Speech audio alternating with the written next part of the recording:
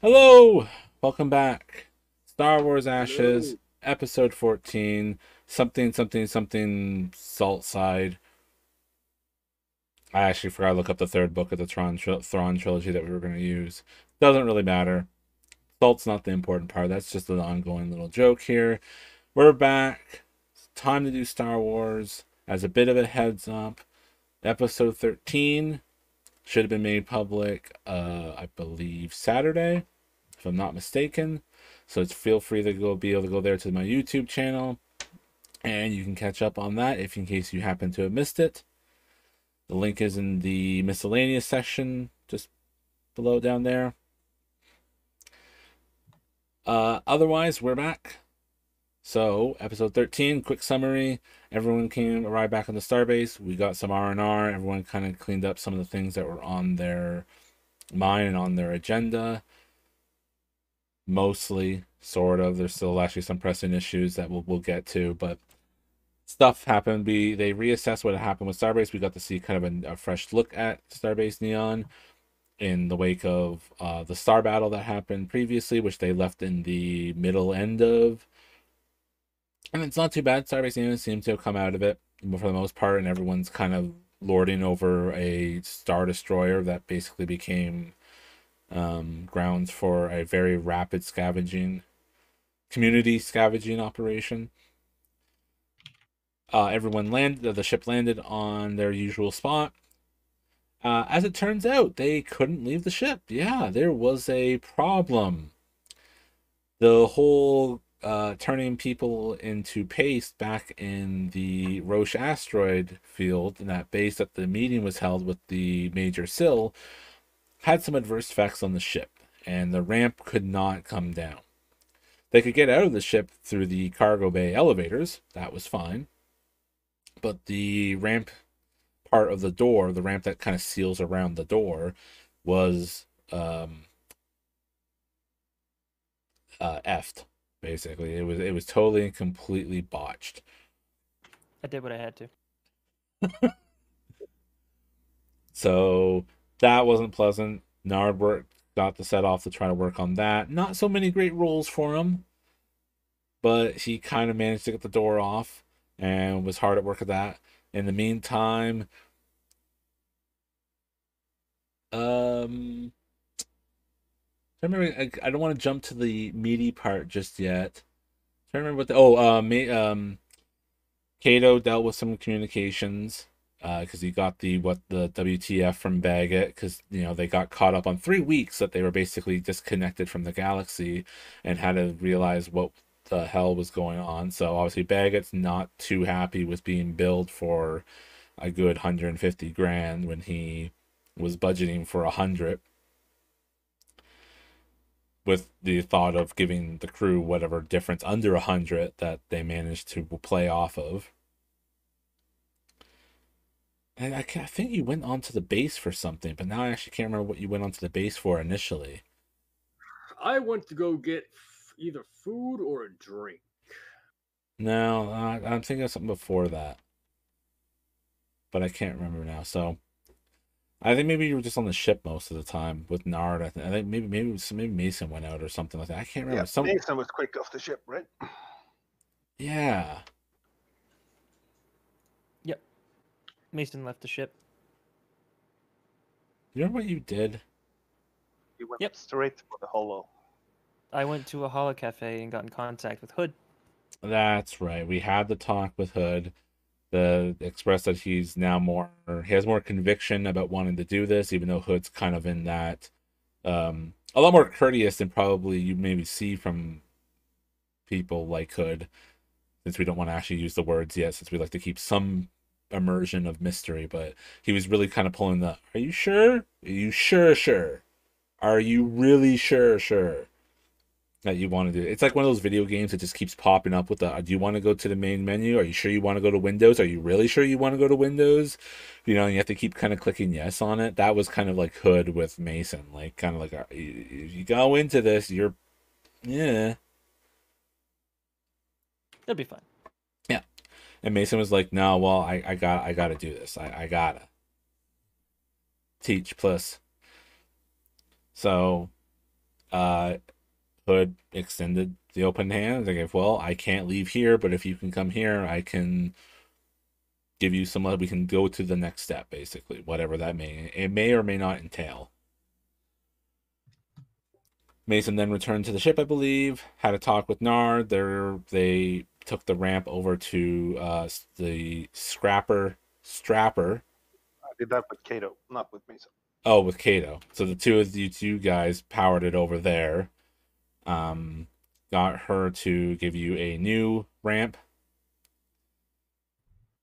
Worked out a simple deal, relatively cheap. I think it was like a whole 500 or something, 400 credits. Not too bad. Yeah. He brought it over, started installing it. Then everyone was just like, you know what? I'm famished. Let's go have a meal. So like Lasik, Nard, Mason, they go head out. Mason or Kato had to finish up some other communication stuff that came in. So he's a little behind the group. And as he tried to play catch up, that's when the feces hit the fan. Poodoo hit the turbine. Yes. Poodoo hit the pod racer. There we go. Sure. Absolutely. We'll go with it. Poodoo hit the pod racer. He ran into someone. As I can show with this new thing I kind of made to help with the players in the stream and whatnot. Basically a faction sheet of all known people and interactions and whatnot, and where they kind of lie to give some visual representation of if they're friend, foe, or somewhere in between on either side. But they ran into this lady here, Scasia. She slammed them into a wall, firmly gripped with her, mostly cybernetic hand. Kato managed to maintain his composure. Wasn't able to be feared. Very Kato-like. And she expressed that she was there to collect the bounty on his head from Topol. Yeah. But she very quickly transitioned into she'll ignore that and basically somehow get the bounty cleared, essentially in his favor. So it'll be paid without him actually having to be turned over or anything like that, or having to pay a dime or a cred. However, she knows what they have in the cargo and wants him to make sure that it gets to make sure the cargo is accessed by Mason and Lasik to see what they become, she said. Some people tried to help Kato, seeing that he was in distress. They got quickly cut down by a very bright red, essentially laser sword. Yeah. And they ran off. She ends up letting Kato down, gasping for air pretty much, and retreats. Or walks away, basically not really retreating. There's nothing to really retreat from. She had no threats. Just walked away. And bullshit or show off powers to open a door and close it behind her, because of course wouldn't you? Well, she didn't really open it. She just walked past a quarter and then smashed the emergency shut to just cut off any pursuit or anything like that. But yeah, essentially same type of concept. Tomato. Wouldn't you? Yeah. I would. I mean, why use your hands? Why use your hands when you got the Force? Yeah. Just like when you have Mage Hand in D&D, you never use your own hands again. Silly. I know, that's dangerous. You might lose a finger. Exactly. Yeah, Mage Hand everything, of course. Duh. Wish I had mage hands. Not going to go there. So Kato did not rejoin the group. He went back to the ship. The rest of them ended up having a nice meal. They had a nice chat with the food vendor guy about things that have been going on. They found out that the Quasar Riders have basically gone berserk. There are not playing civil, even amongst, honor amongst thieves. All that's been thrown out the window. They're going after scavenges and things, territory, assets, ships, and they're just going after it in full brute force. They're they basically turned more into raiders than they are scavengers, really, in substance. And then Lasik asked while they were doing the meal and they're having some nice friendly banter. It was a nice, relatively wholesome time, actually. It was a good little scene between the three of them. Lasik actually asked if she could get her stuff, if they're going to set off, and she's going to stick with the crew. And they all decided to help her. So they went to her little like hovel that she had embedded in a wall, sort of, that was next to someone's quarters, where she had like a little bedroll and her alchemy supplies. So they grabbed the alchemy supplies. They saw that she had a couple pictures of some like friends or family. Turns out they were friends that had helped her out and had been with her for a long time, and they are now kind of tied up being slaves in the base. Like they're actually still slaves around here. And she's been trying to save up money and things to basically get them free, which is part of the reason why she wanted to get business advice from Cato. Get business advice, get business, make money, question mark, free friends. Basically was the plan, right? So they bring back her and all the alchemy supplies in her possessions and whatnot, what generally little there was, onto the ship. And I don't know if there was a talk with Cato too much. I think that was pretty much the end. I think that's pretty much the summary of, in another usual long-winded way, because I can't keep it too short. I think that was pretty much episode 13. So, what happens next? Now that everything's... Oh, there was kind of a convert. No, there wasn't. We were trying to figure out where the Seek stuff needs to go. I think someone did try to talk to Cato, but he wasn't chatty. But I can't remember who tried to talk to him and what that was actually about. I think it was Nard. Yeah, probably. So, yeah. How does the, like, I guess we can even skip to even the next day if we want, like, because that was a pretty relatively long day. Things had happened. Everyone gets a chance to kind of get some sleep, if you want. Because obviously, you know, maybe some people get sleep and some people don't. How does everyone's night go, really, after... Yeah, I think going to bed feels great, and getting up and working on that, the rest of installing the new door in the morning would be what Nard would do. How early do you start working on the door? Pretty much as soon as everybody got breakfast. Okay. I just imagine everyone waking up to the sound of repair and whatnot again. I mean, I'm first and foremost making sure that everybody's fed. Sure. Yeah. That's it. Fair. Breakfast first. Mason, how about you? Um. Hmm. Yeah, Mason probably wakes up at a fairly good time. We did decide that he was fresh out of liquor, right? Yeah, you haven't restocked your liquor yet.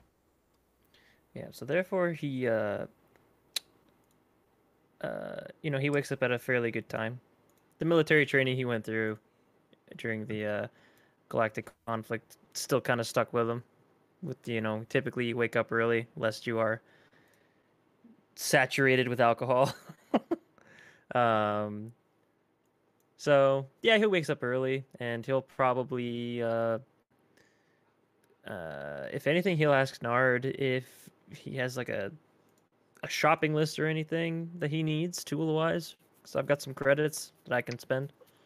Well, I tried to get to the captain yesterday, but he wasn't too talkative about restocking and refueling the ship. But he said he was working on it. Okay. Do you need like any food supplies or anything like that, Nard? I only have 2 bottles of gin left in the cabinet, but other than that, yes, we should do refuel of fresh stuff. Sure. And also, I think if I read the computers last when landing, we are at half tanks. Sorry? We're at half tanks. We probably have half the amount of spatiums that we usually have. Okay. We should get that done Okay. And then Mason will go and talk with Lissy. Um, don't know what she's up to right now. He'll look for her on the ship. She's probably still picking at breakfast. She's maybe the most discouraged by the decrease in food approach as the rations have gone to half and less over the last little bit, so she's taking longer with her meal than kind of scarfing it down as earlier. So she's probably That's still fair. eating breakfast. Okay. And so remind me, we didn't leave Neon last session, did we? You're still at We're still Neon. on Neon. Still on Neon. Okay. Also, if you try to leave, we don't have a hangar door, so. That's also true. That's right. Okay. In that case, yeah, Mason would basically say, "Hey, kid, I'm gonna go buy some more food stocks. Do you want to come with?" Nard's busy, and Kato's. He looks to whatever general direction Kato's in. Kato's being Kato. So you want to go buy some food? She kind of looks up a little, like, actually probably genuinely surprised, like, what, really, you want me around? Yeah, why not? Oh, I don't know, just thought you were. Maybe see if you learned anything from Mr. Wang. Maybe you are a really diligent super haggler now. Yeah, you got to put your skills to the test. And as far as I'm concerned, if you can haggle down the price of food, even just a few creds, that's a start in my opinion. Okay, so come with me. You do the talking. I'll do the buying. She stands up like really happy, like, oh, this will be so awesome. Then she looks and goes, should I be doing this in armor? No, that's fine. You don't need to wear the armor. The armor gives the wrong impression. Oh, okay, I'll go change. Scurries off to the bunk room and fusses for some new clothes. Kato, how was your night? Probably restless. A lot on his mind at the moment. Probably don't get a whole lot of sleep, if any. Refresh my memory. For the deal of transporting the Rancor, was it me who worked? Was it Gator that worked that out? Or was it one of the other guys? You asked about it. They said if you can do this, we can consider it. And or put it as the big leverage against basically the freeing of the slaves, essentially. Right. So there, but it's like, again, to reiterate, you haven't actually agreed you would do it. As far as they said, well, because you prompted, said, what can I do to get, what can we do to work out for the slave thing? And they're like, well, this would, well, they actually probably said it something like, this would be a start, basically, essentially. And then they put that on the table, and you basically haven't taken it from the table. That's kind of just where we're at in the talks. Now, obviously, because you're talking about, I think we figured it out to be, was it 130,000 credits for the slaves? Basically, I think we worked it out. Like these girls are priced high. Yeah. Whether they're supposed to be or not is beside the point, but they're priced very high. So like, you would imagine there's going to be something about this mission and any other follow-ups that's going to be tricky and or difficult to warrant Something like that. that much money. Oh, Besides the fact that it is a rancor, which kind of somewhat in of itself is a thing. yeah, and I imagine Ken was still working up the logistics of his entire little path of travel there. I mean, those both girls are worth more than our ship, so. Yes. Essentially, yeah. You're basically dealing with women that are being priced higher than your YT 1760. Eventually we do it together. Together. individually, I don't think they're. I think the one probably gets kind of close to the price of the ship, but the other one doesn't. Because it's like 80 and 50 that the girls are priced by. So there's like a 30K difference between them, and then together that's the big change purse that you're being asked for. Really make me wish I'd taken the Black Sun's deal here, Zal. Was this your plan all along? That wasn't my plan all along. I'm saying I'm throwing balls at you, and you decide which ones you want to catch. And technically, you can. There's always room to still do things like that. No bridges burned. I never liked baseball, but we shall press forward all the same. Yeah, but what Kato's working on right now is definitely planning that path of travel, definitely trying to work out the logistics of it all, because we're getting a different ship to transport the beast in. Yep. I imagine I have some of the specifications of that ship. It is a Wayfarer class medium freighter. Exactly. So just sort of generally figuring out what the capabilities of the ship are, what kind of travel time, resources, all of that he'd have to look at for that. He'd likely be factoring into, based off what they have, what they are able to put into it as well.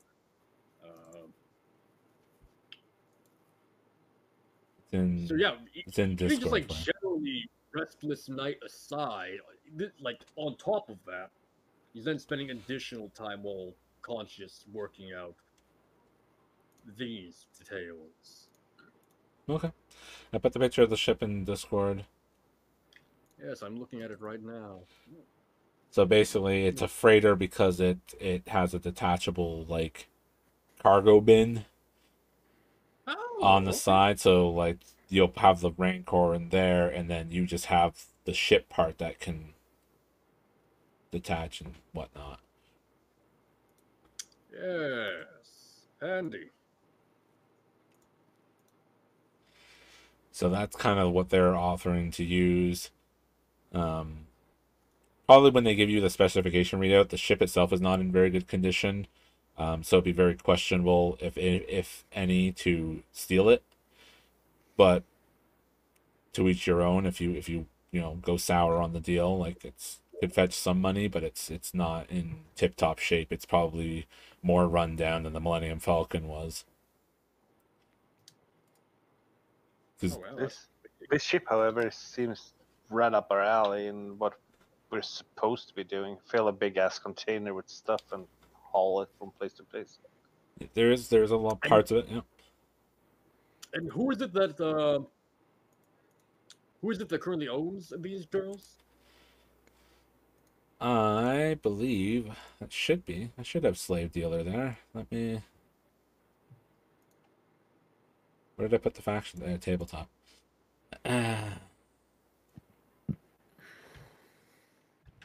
No, I didn't make slave dealer. Son of a bugger. Basically a slave dealer. I can come up with the logistics for him later. Okay, so no particular thing. It's not like the Black Sun has their deeds. No, they house on Neon, so they're generally very neutral. In the grand scheme of things, but I mean they're underworld criminals. They deal with everybody essentially. So I mean everybody deals with everybody generally speaking. So but they're not like, or at least as far as you know, they don't have any strict ties to something like the Black Sun.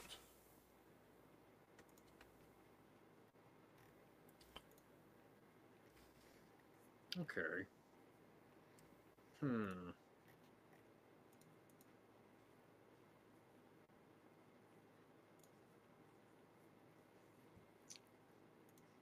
Yeah. So basically the idea was, so you're basically just zoned out. You don't really pay attention to any of the conversation or stuff happens amongst the others. Like you're just in your quarters, essentially. You're like captain's quarters. Between the captain's quarters and probably the cockpit, honestly. That's where most of our calculation stuff is. Like he'd be running the models on the nav computer and stuff like that. Okay. Fair enough. That's fine. So that's where basically you are. Lizzie comes out of the staff quarters, then she's got probably kind of what she had before. Well, no, she got her clothes, so she's probably actually wearing something not too raggedy. It's probably like the equivalent of like yoga pants and like a loose fitting tank top type of Cool. Oh, thing. gotcha. Like very casual, very teenish, because she's still technically, a young lady. She's still in her teens. So Yeah. she's in that kind of spry, spunky, perky type of outfit. And then she comes in and goes, "Okay, ready." Cool. Let's get going. And Mason will quickly walk over to his captain's chair and take his jacket off the back of it and throw it on, and then he'll be ready to go. Yeah. Did you say anything to Kato on your way out? What? I pass him and just say, "Hey, I'm going to buy food. You want to come?" No, but let me know how much you're buying. I need to run some numbers. I'll buy enough. And I walk. He's gone. All right. Don't worry, it's coming out of my paycheck. uh, my treat. if only people had paychecks, right? Yeah. Okay, But anyways, fair enough. So you go, guys, to go get food and supplies. What in specific? Like, I there's kind of a handful of questions here. So it's sort of, do you go for ship supplies first? Do you go for your own stuff? What supplies do we aim for, and how much of them? Basically, do you try to like negotiate? I just go to refill the stocks of the ship supplies. Food, like food rations and everything like that, and then I grab like 3 meals that are like good quality, good shit. Okay. Yeah, and you let Lasik do the negotiating, the business talk. Yep. Okay. Oh, absolutely. And as we walk into each store, I'm like, hey, if you can talk this guy down, now's your chance. You save me a few bucks, I'd be really grateful. You'd be doing me a favor. I might owe you one. So, IOU isn't something many people got from a guy like me. So hey, why you don't know people? I don't know many people. I owe people. Just not many people. Oh, big people. Mainly one person. Only one person. Oh, okay. Shh, I got this. I know how to handle this. Yeah, I believe in you, and you might be number 2. You might be number 2 that I owe. Say, it's no small feat. Just saying, kid. And then she stops and kind of does the. Okay. And she like starts walking towards like the shopkeeper dude and trying to do that like sultry type of walk, the slow 1 foot in front of the other type thing. Like one hand on her hip, and she just, "Hey, big boy." Oh, she learned that from Kato, didn't Yep, she did. She definitely got that from Kato. Kato, I blame you. Well, anyways, I'll let her do her thing. You can roll to see if she succeeds or not. Well, you roll for me. Roll her negotiation I can do it. at 3 purple. Someone roll me a 3 purple negotiation from the Seek Sheik.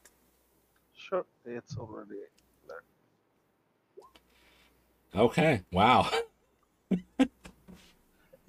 Wins.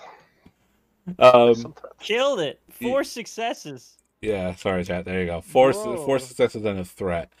So yeah, she kills it. This guy is like, he's probably like thirsty or something. He is like, he's been stuck in a shop. Everyone's been asking for supplies for the last 3 weeks to a month after that space battle. It's just been work, and then this young Twi'lek, steps up, leans on the counter, and he's just what's the same Play-Doh in her hands, not Intrigue. putting in her hands, not putting. What's the saying? He's wrapped around her finger. Yeah, that. But basically, that he just wrapped around her finger, and Yeah, sure. No, okay. Oh, you can't afford that much. I mean, I could do. Um, I guess we can do like this much, and then she, kind of said, "Well, I don't know. Well, I mean, I can do better. I can do better," and then gets it down to probably gets the supplies down to because half of resupply would have been 500. She probably gets that down to like 300. Okay. Nice. Yeah. Yeah, I pay the man. Well, I give her the money to pay the man. Yeah, she pays them, and um, I guess the threat would be is that like he gets like he gets kind of ahead of himself and like tries to like leave her his number, basically his like comm code. Okay. Yeah, when he does that, I walk up to him and just keep it on the table, and I say, "Okay, Yeah, and then time to go." probably one of those moments that as you're leaving, she's just kind of like, "Oh my god, I did it! That was great! Did you see how I did that?" Yeah, it was great. You saved me $200. Thank you very much. You saved me 200 credits. You're a natural, kid.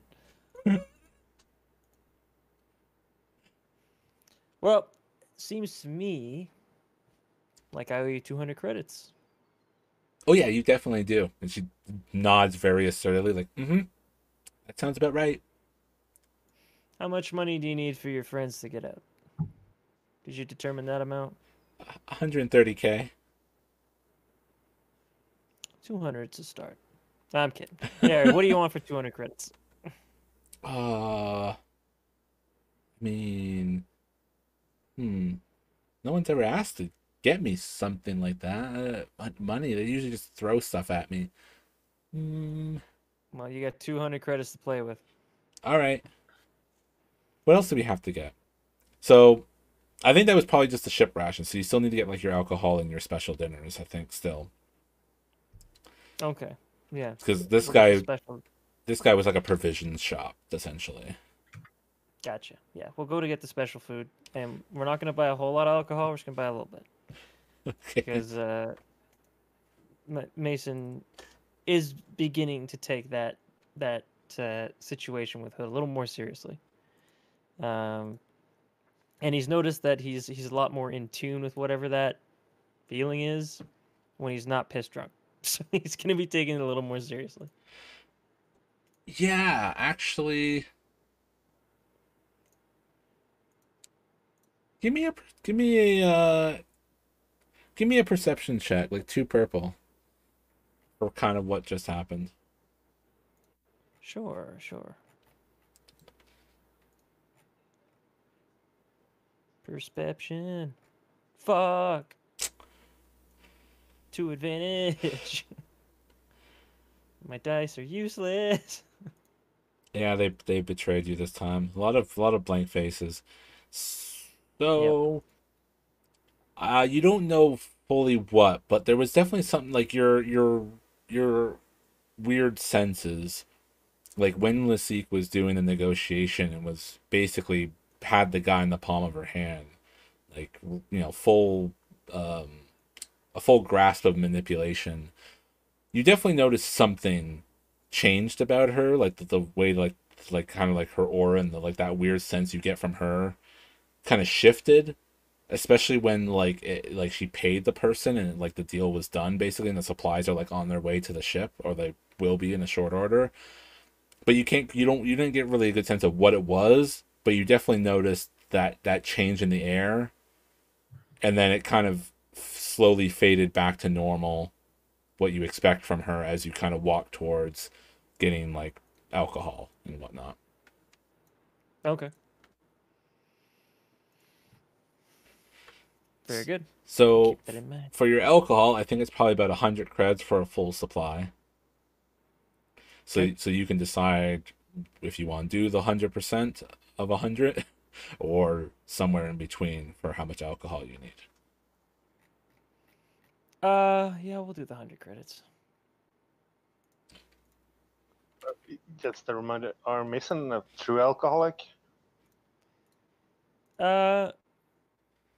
Because maybe it's a discipline or something role to not overbuy on your indulgence. You know what? Ooh, That's fair. Let's roll sure. discipline. Do a 3 purple discipline. See how well your addiction takes you. Oh, Ooh, it takes me. it takes you. Yeah. All right. Yep. We'll spend another 75 credits. Yeah, so yeah, those. Oh, I'm only gonna have 4 bottles, 4 cartons, 4 cartons. Yeah, 4 cartons should be enough. Walks out with 8. All right. Right, sick. Yeah, let's see. You still got a couple hands free, right? Can you hold these 2 4s for me? Yo, I got the greatest deal. It They wasn't are cheaper in bulk. Yeah, definitely. A dozen boxes. Yeah. kind of. Yeah, you just kind of went ham and she's just like, why didn't you just let me do the talking? I'm really good at it now, as we've seen, as your, hands full of alcohol. Well, look, all right. For this stuff, you're not old enough to buy it, so I had to do the talking this time. Okay? You're not legal age to drink, are you? Why do you need this much? How fast do you go through this? Which is a little rhetorical because she's been with you for like the last 3 weeks, so she probably already has an idea considering you were through your supply in about 2 weeks, and the last week you were cold turkey. Hear me out. You know, I had a story. I forgot it. I probably don't even remember the weekend that I was about to tell you about, so. Anyways. Cracks one open, starts drinking.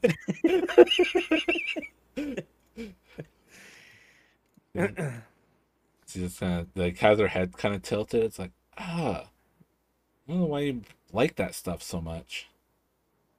It takes the edge off. Edge of what? You know, uh, you see, I've been through a lot, kid. I've seen a lot of things. I've lost a lot of things. And at the end of the day, this stuff helps me not feel that as much. You know what I'm saying? Oh, oh, you don't want to feel it? Well, how can you get over it then? It's simple. This makes me feel a lot lighter, and I just float over it for a few days, you know? And then it comes back. Think of it like a wall that has legs, you know? But And this is like a jetpack. Jetpack eventually runs out of fuel. Eventually hit the floor, and all of a sudden the wall walks in front of me again. you never get rid of the wall. You just have to keep Yeah, popping. yeah, yep. Sadness is a funny thing, kid. I wouldn't recommend it. So, do as I say, not as I do. Okay? That's my best advice. Like, if I say I do it. If I do something, don't.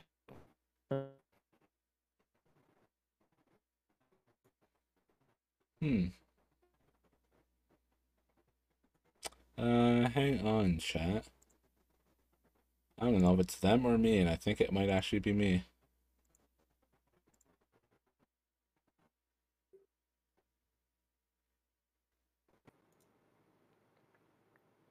Oh,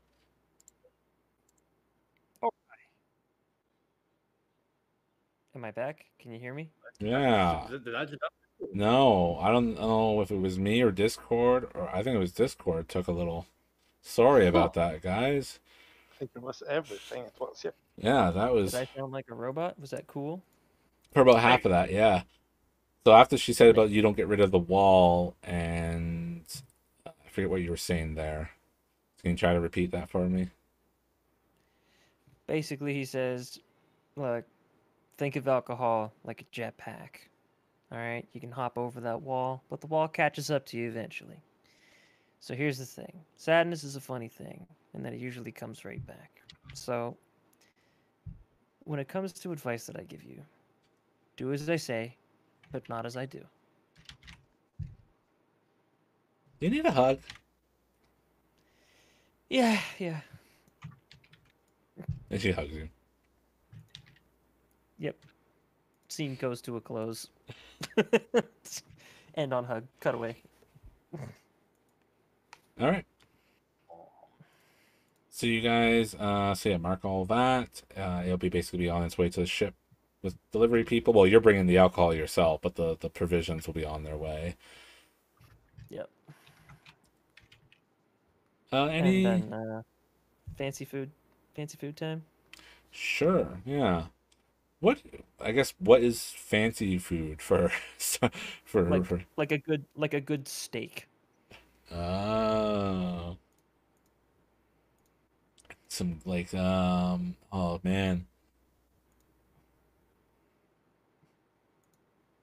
I don't know, like bantha steak or something. I don't fucking know.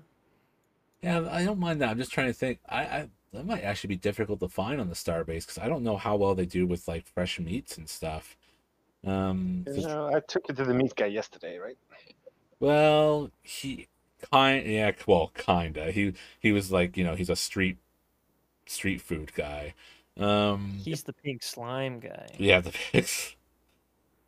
So, because you're looking for something that you could cook like down the road in like a few weeks or whatever, but it's also still really good and like fresh food, like fresh veggies or something that go all with it and make like the full 3-course meal. Yeah. I think it's possible. It might be a little bit tricky. I don't know how well that would be there, so it might be actually kind of a difficult role to see. We'll see if you can. I guess finding it might not be too difficult, but yeah, getting a good price might be tricky. So yeah, do we see? Do you basically push Lasik to do that, or do you try to like handle this one for the fine foods? For fine food.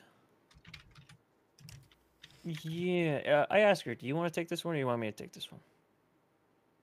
I mean, I can try.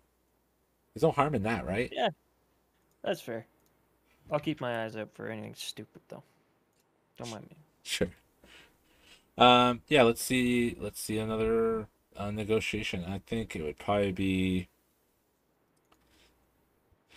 make it 2 purple and a red this time because I think the person she's negotiating with is a lot more business savvy and a lot less thirsty. She still nails it though. She's a worker. She's killing it, bro. She is learning so much from me. I am so proud. Still some threat. You gotta level up her fucking negotiation, bro. She's killing it. Yeah, maybe we'll definitely see where that goes for spending some of her XP down the road. Oh god, we haven't spent any of her XP. Have we? Oh, I did last week. She's okay. she's doing. I got for a fair bit of like talents and stuff, less for skills. Skills are your guys' thing. The threat. So yeah, she does well. It's probably yeah, not as much this like manipulating someone and having them in the palm of her hand because it's probably maybe not even like male. The business person is female or some other denomination, but they maybe it's this time it's like her youthful adorableness that actually wins out so much than her trying to be sexy. So they kind of work with her because it's like, well, we'll do it just this time because you've been so nice to me. They kind of play that like that type of thing. So yeah. But yeah, I think the threat is pretty much as I said. It's basically it's not going to be a repeatable thing. She'll give you the better deal, but it's not happening again in the future.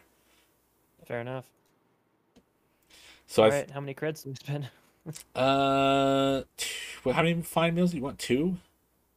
Yeah, we'll do 2 fine meals. 2 fine meals, 4 people. Oh, I didn't say that. Oh, for you. Oh, for you.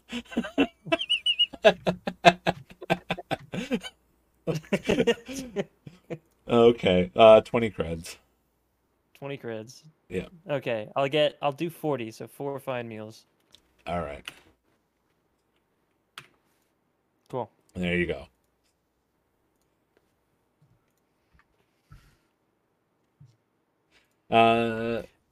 Very good. Pleasure doing business. Pleasure doing business with you. Yep. And Mason, puts his hand out for a high five after they walk out of the store. Yeah. And boom. Yeah, nice work, kid. Nice work. You've learned what? You're doing well. I gotta say. Look, I didn't take you out here with me just so you could save me a few bucks. I also wanted to get to know you a little better. Uh-huh. Seeing as Uh-huh. you're gonna be staying on my Uh-huh. ship. Uh-huh. No, I'm serious. I'm serious. What do you want from me? Sure. You recognize an expert and you just want to use the expert. I see how it is. If I wanted an expert, I would have called Kato. You're good at this. Ooh. All right? But you're not an expert yet. You need to train. Kato's grumpy. He's not really an He is expert if grumpy. he's so grumpy. Well, here's the thing, right? Kato is grumpy, but he knows how to turn that frown upside down on command. All right? And it seems real. Okay?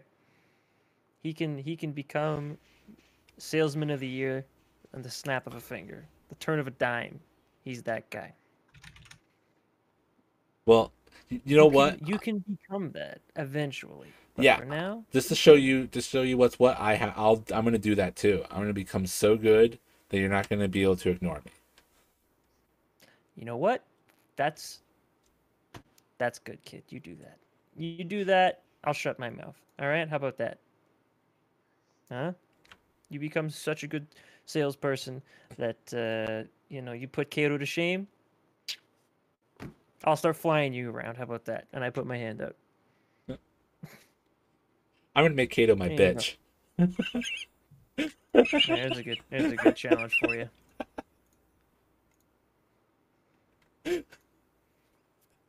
Anyways, let's head back to the ship. I don't like being in this place Sure. for too long. Fair enough.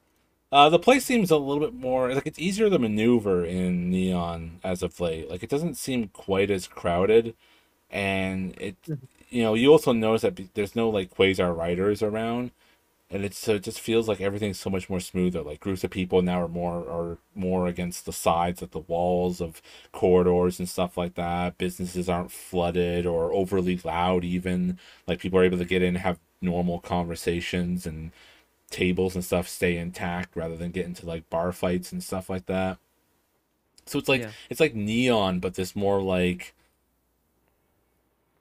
uh like more pleasant way. Like it's just kind of wow, we actually like this is actually a thing now. We actually have nice things, sort of.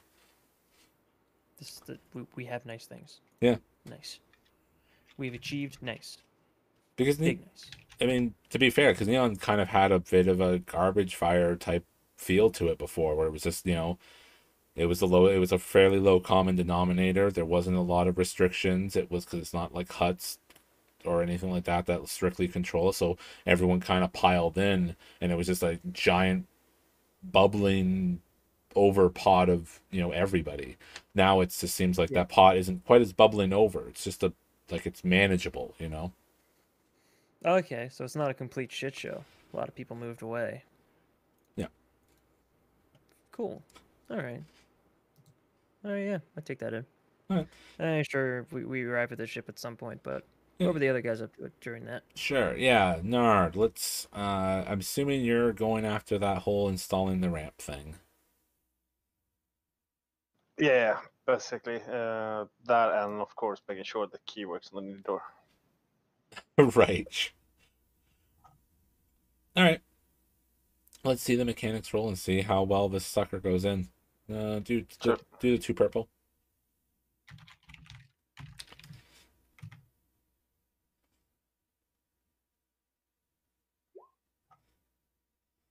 Man, you're not having this door is just not your friend. Getting it out was a pain. Now getting it in, it's just taking time. Like it's not even like you're kind of sure why it's taking time, but like this task should not be as difficult as it's becoming. Like why is it so frustrating? Do you think? I don't think it's frustrating. It's just me having a lot of my plate, being able to cook food for everybody and doing all that thing. Not making it a priority as I should. Okay. The advantage is I think as you're wiring up the like electronics and stuff to make the door work, obviously, and making all the electronic part. Mostly hydraulics, but yeah. Yeah. Well, the hydraulics is the physical part, but obviously you need the electronics to trigger the hydraulics part. Yep. But while you're doing the electronics part of that, you do start getting. It seems like the ship is like its power is occupied in a way it surprises you. Like you notice something kind of weird about like the power distribution on the ship. Yeah, that would probably be the reason. Now I should be installing a door, but I'm ignoring that and going checking what's wrong with the power supply. And that takes up hours and hours of my time, I guess. Uh, I mean, it's an advantage. That would be more of like a kind of a threat, sort of. I don't know. Just give me an advantage on the computer's role to figure out why our power distribution is wrong. Sure. Let's see. 3 purple for the computer's roll. Give myself 1 blue too, then. Sure. For forwarding the advantage.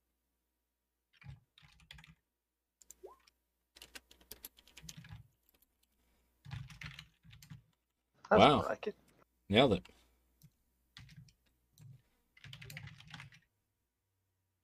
I know what the threat is. The triumph. I mean, it could be this. It's kind of up to you. Yeah, I think that'd be fine for the triumph. Okay, so basically, you find out the reason why the systems are kind of in a weird drain, or it's becoming a little bit more trickier than you had thought. Is that there's something attached to the systems that's occupying power, and you kind of unravel it to, which is partly where the triumph is, because you're unable to unravel it and basically remove it. You find this like weird non-ship oriented device that's like threaded into the power systems tucked away behind one of the bulkheads. Is this it? There. Tucked behind one of the bulkheads, and it's like you seem to determine that it's a like a tracking device that's been like wired into the ship, and like basically like a transmitting an ongoing signal, and you're able to remove it without any other hazards to the ship. So you like diagnose it, find it, and remove it without any harm to the ship. The removing is probably the triumph, without any further rolls or anything like that. So you just get you basically take it out of system and take it out of its power drain. The threat is obviously. Yep. The threat is obviously whatever it was transmitting to and tracking to. You get the sense that it kind of realized it was being severed, and kind of gave like a final signal, basically. Yeah. As I'm standing wherever behind the bulkhead and having that in my hand, I will yell out for Kato. Kato! Whatever you're doing, you don't have time for that. Come here. What's going on? Yeah, Kato like make his way over to. So we're by the engineering section, we'll say for now. But yeah. Yeah. Look at this. Somebody put a tracker on us. Been sending all kinds of messages. Found this. It's coupled up with our electronics. It's off now, but I guess they know it's off now. What does the tracker look like? Just kind of a nondescript tracker?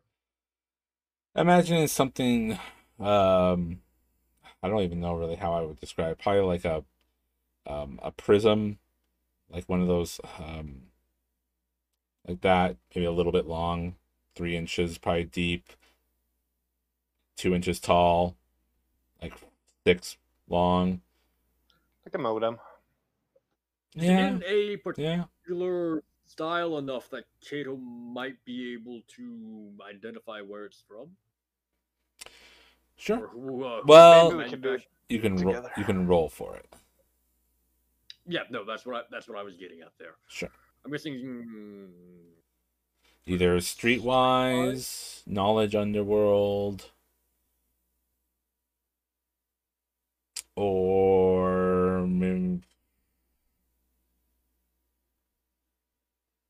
yeah. Well, it kind of also depends on the approach, right? Like if you're going to, if you know what specifically how you're trying to identify it. But I think streetwise or knowledge underworld is the most immediate idea.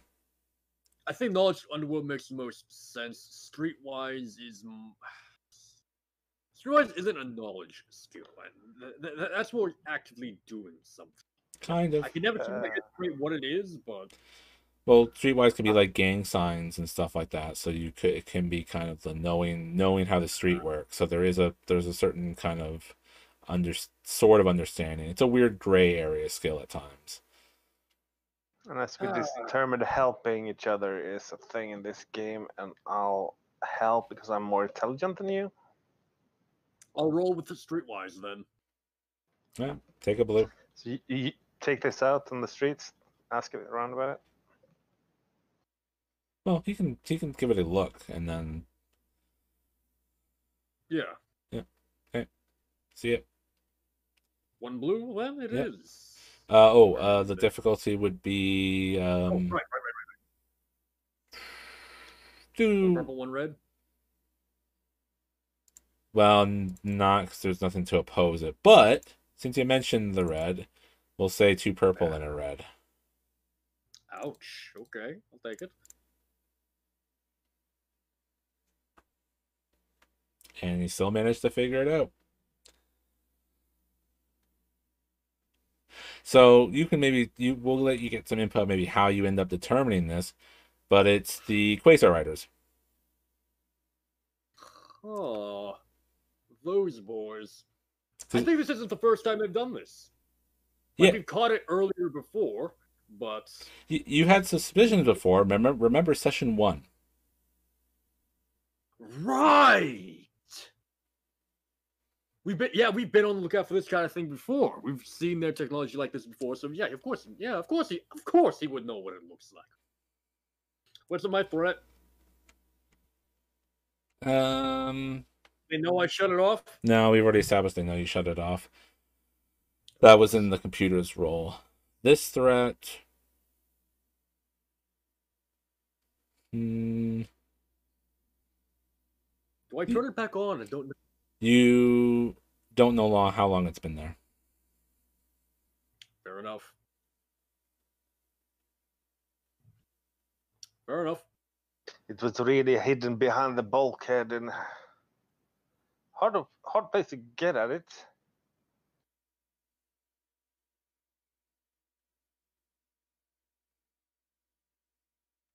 And if it wasn't for the whole rewiring thing I'm doing now, I wouldn't have suspected it was there.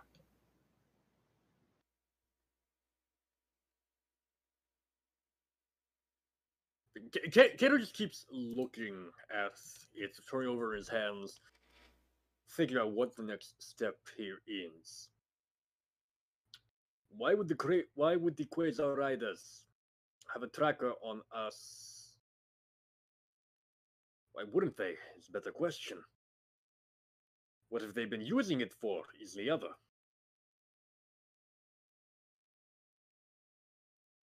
PRO, come here. See this thing? If you ever see something like this again, tell us about it. It beeps at an affirmative. Oh, now go look for more. Mouse droid, yeah. Yeah, because I think if actual Moxie was here, you would probably find it. It was probably in one of his bulkhead hiding spots. Unless it was under one of the piles of his fast food. You never know, right? Probably.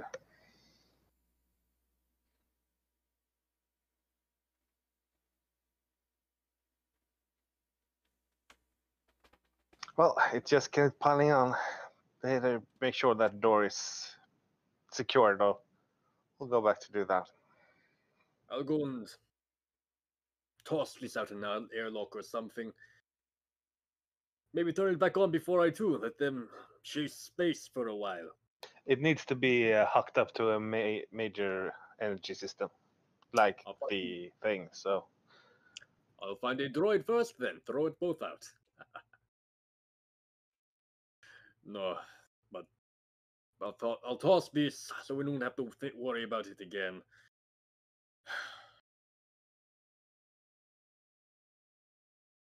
Yeah, with that, he's like gonna go off like find a dumpster or something.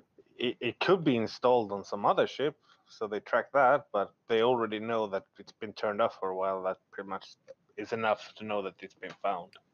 And do we really want to subject someone else to the Quasar-itis? Yeah, good thing. We'll deal with them when next they make their move. Hopefully, they'll be For hurt. Johnny. And Kato pauses. Like the kind of wry, smirky out on his face as he was talking drops. For Johnny.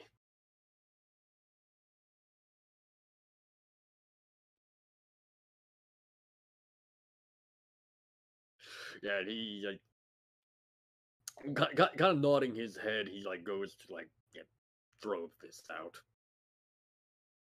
Okay. Any particular way you want to do it, or you just want to just throw it out? Let's find some space dumpster somewhere and toss it in the space trash. Okay. Toss it in. You can toss it in like the public garbage thing for Starbase Neon. Essentially. Yeah, no problem. It's junked.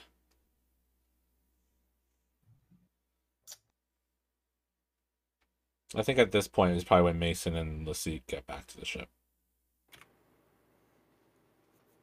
Sure. Welcome back, Mason. You have any luck with your shopping trip? Oh yeah, it was great. She's really good, by the way, at haggling. So I don't know what you've taught her so far, but it seems to be paying out dividends. Saved me about $200 today. So. What did I say? Watch and learn. Like he is smiling. He like probably like claps her on the shoulder a little bit as she goes, pats her on the back. Yeah, she seems to be funny. You would have been really impressed. I'm sure I would. Mason have to tell me all. You'll both have to tell me all about it. Perhaps while we go about our next job. Oh, I have an idea. You got us another job already? Well, that was really quick. The few lined up. Well, 2 for us, 1 for myself. Do I need my mean face again?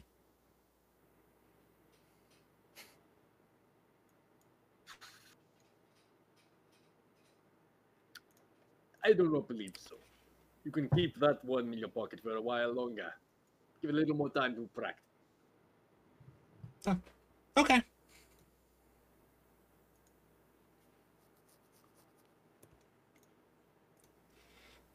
But yeah, anyways, I'm gonna get this all packed away properly, and I'm going to.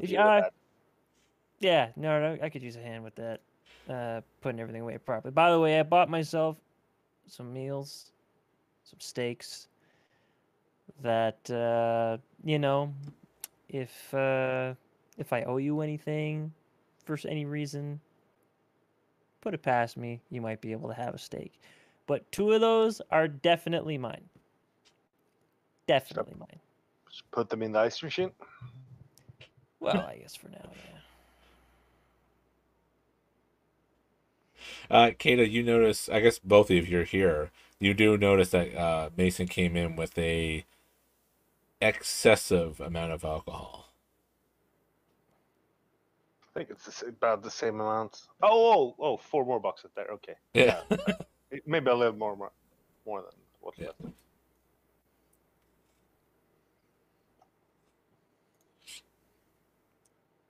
Yeah, I put the alcohol away. Throw it in the ice machine. To keep it nice and cool. My little bar rail. Would you? Would you Yeah. say it's almost that you're overstocking the cockpit a little bit? Not much room there anymore. Well, there's plenty of room for this guy. Yeah, it's enough room for you and the alcohol, but we also right now have Kato doing his navigation bullshit with the computers there.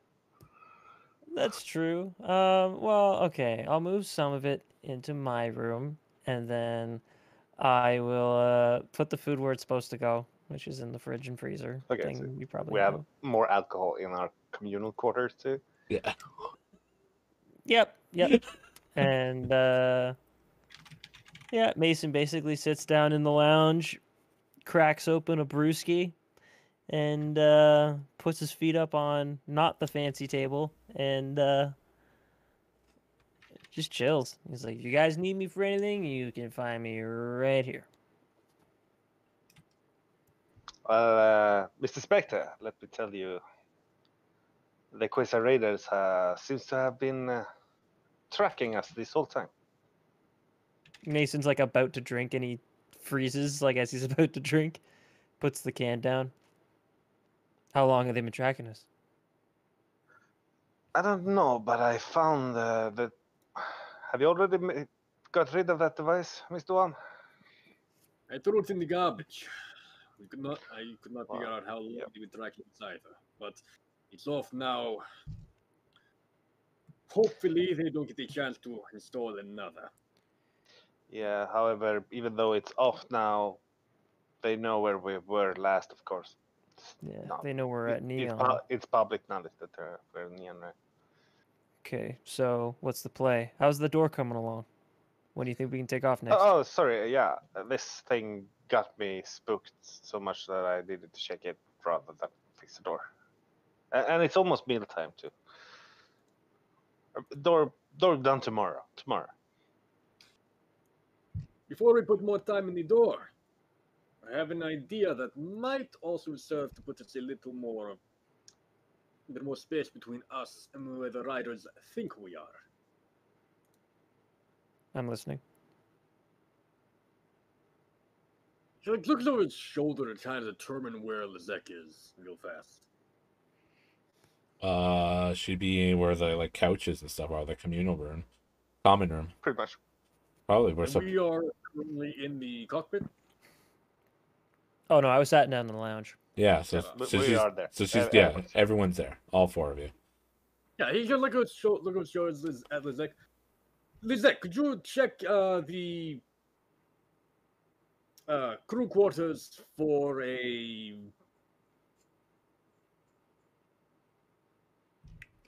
I don't know, some kind of like a thermal fastening clip. I think I left one in there somewhere. That's it. uh, roll your deception against. The fuck is her discipline? 2 purple discipline. Sounds fair. Thermal fastening clip. What the hell? Yeah, basically. You didn't even throw a Dura in there. You're not even continuing the meme when it matters. Jesus Christ. A Dura fastening clip, of course. Yeah. Thermal Dura fastening. Thermal fastening Yeah. Dura clip. Yeah. There Oh, we that's go. one. Thermal Yeah. fastening. There we go. Yeah. 2 purple. No blue. Deception. All right. All right. She takes it. Doesn't seem to be any the wiser off of it. You successfully float the flyby. The advantage. Is that even a thing? Can I make the advantage? I kind of mutter in passing, or did I already install it? Kind of go ahead and establish a bit of doubt doubt in the mind of. Yeah, she's not gonna. There's probably gonna be a reason she doesn't find it. Yeah. Sure. Fine. Done. Like when she's out of the way, Kato's gonna like kind of. I was beginning to. I spoke with the slave trader that is holding Lizek's friends. We reached the beginnings of a deal. If we do a job for him, possibly a few. He's willing to sell or just Let them go. essentially pay us in the slaves, right? To compensate us for the work with her friends. Yeah, so they had delivery jobs for us to do that did not involve anything living.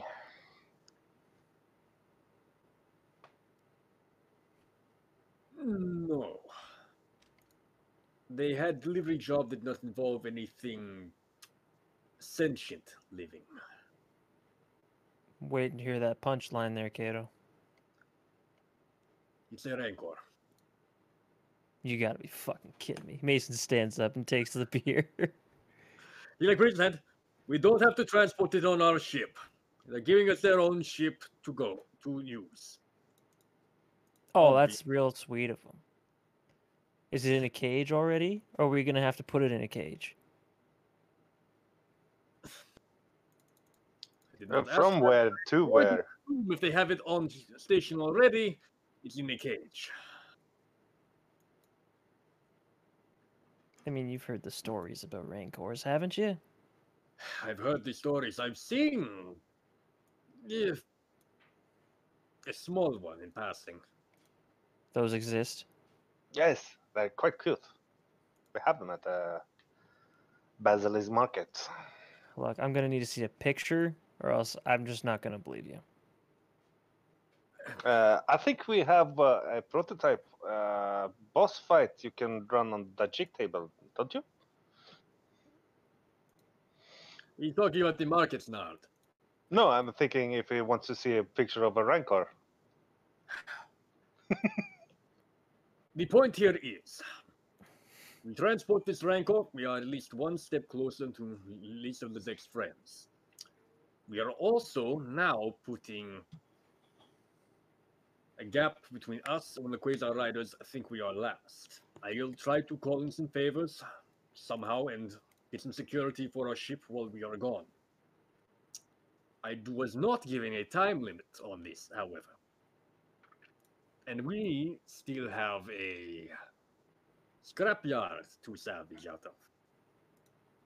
The ship, the ship they are giving us is considerably larger, and they never said anything about us not bringing anything back. What kind of ship was it? The name is Wayfarer class. Oh, yeah, those have a big container. I can see that work. Detachable ones. My thought is this. We have to transport it. We've been asked to transport it to Nar Shaddaa. We make the trip there. I have made arrangements to get rid of our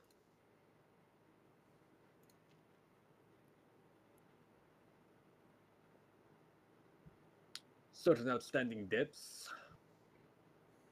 God, what was it? Nazca? Huska? Narhaska. Narhaska. It's now no shit right. It's mostly So Nars. It's all Nars usually. It's all had space. Yeah. So my brain.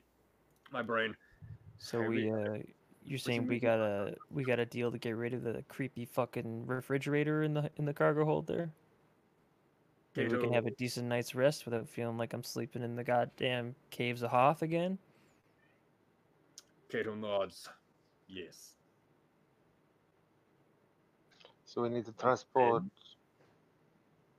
Do you want to do that at the same time? So we need to transport the cooler from our ship to a Wayfarer ship that has a Rancor on it. Do you think the Rancor and the cooler will be very friendly with each other? I didn't think of that. That's funny. I'm not tending to take the entire cooler. The more discreet we can keep this, the better. And that thing is small enough to fit in a bag. Well, we saw what happened when we took up the only little device. It got stuck to everything.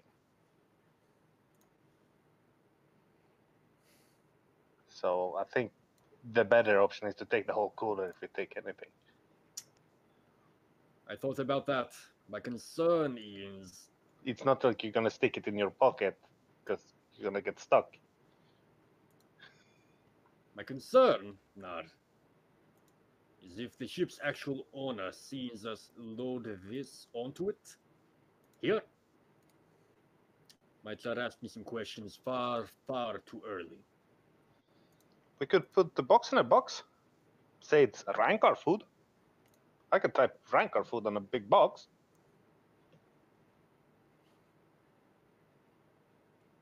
Do we have a box that large? Oh, we just got a shitload of deliveries of our person foods. I could create something out of it. Andy?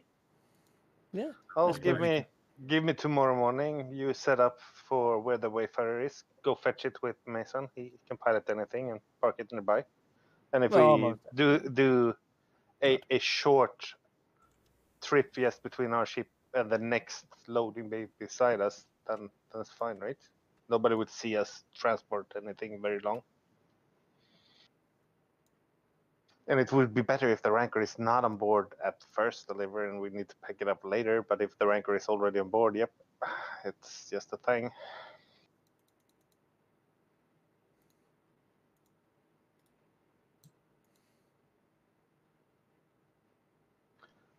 It sounded to me like you had some details to plan out there.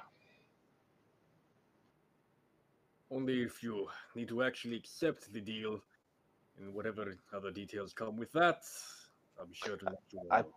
I probably should be with you, but I also would like to check if we can make a good paint job for the Remembrance too.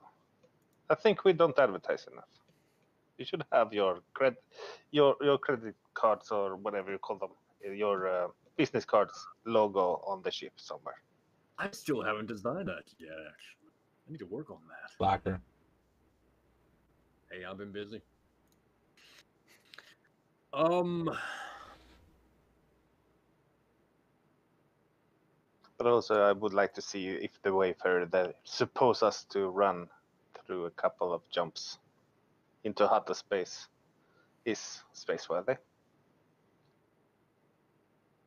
Kato nods. But I also trust Space Spectre to make sure it's space worthy.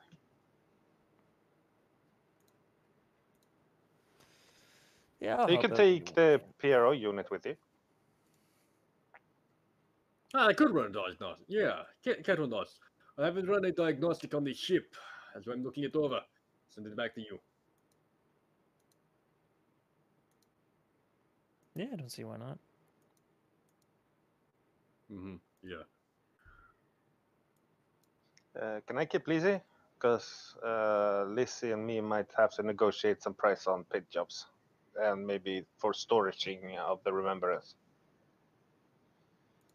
While we leave it behind. Lead's going to be doing the paint job. No, negotiating for prices. Ah. Would have been one pink ship. Probably with the beautiful ship. Did you see the armor that Kato's wearing? Yeah. Rainbow colored. Yeah. Kato nods and he kind of like waves off. Let Nar go about his business. Oh, good. It seems like we all have an agenda for today.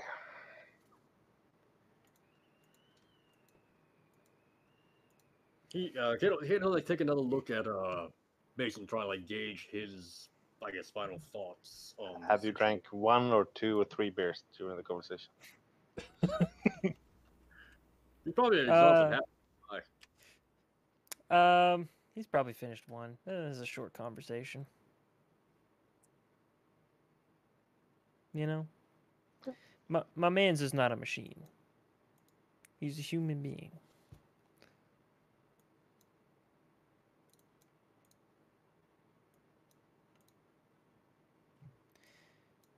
All right, yeah, Mason will stand up and he'll make his way to the cockpit for a bit.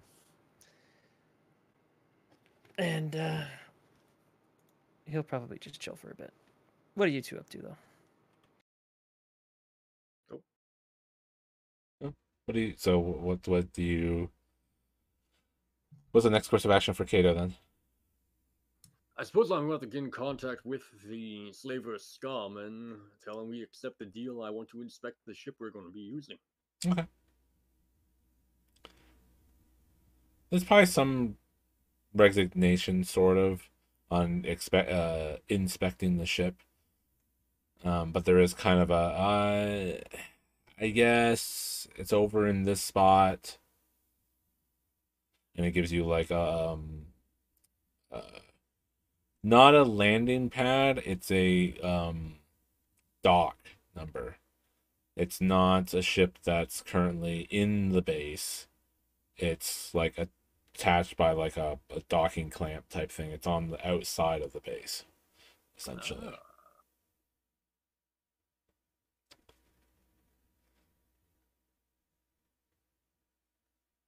Yeah. Whenever he has the, I guess, chance or appointment to go and have a look at it, he'll take the mouse droid and he'll make his way over there. Yep. Yep. You go over there, little mousey or a little proxy in on your tail, and you're able to get a sense of it from like the window of the like dock to look out on it. And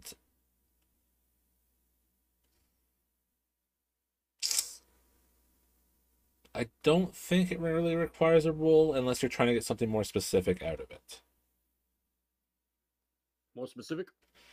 If you're getting something more specific out of it. Like, if there's something very key that you're trying to determine, or is it really just kind of giving it a visual run through?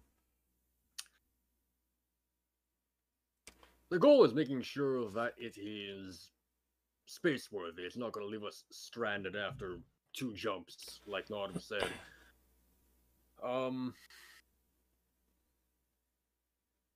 I suppose I'd like to maybe inspect it, see, pay special attention to any particular flaws that are in the design, any wear and tear that might pose a problem there that we might want to be aware of to like either compensate beforehand before we take off or as we go along. Yeah.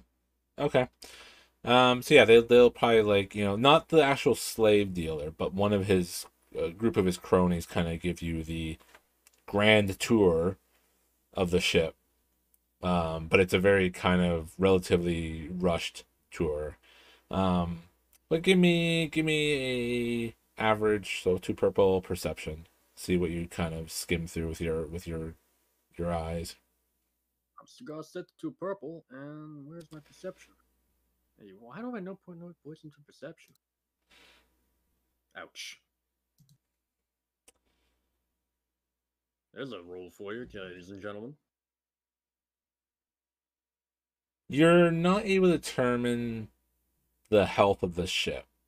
I think it's probably because they've kind of done the fresh paint job type approach to the interior that, like, you're not really able to see what was authentically underneath.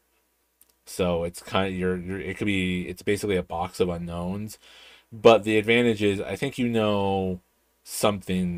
stuff's wrong. You just don't know what.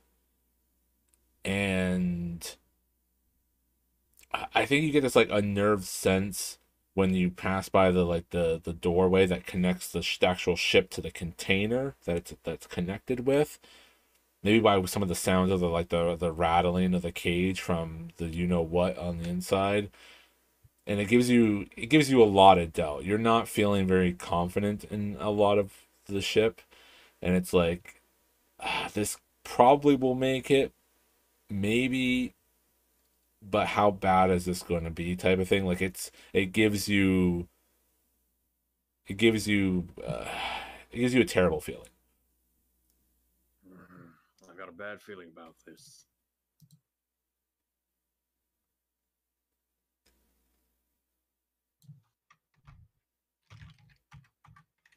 Basically, yeah.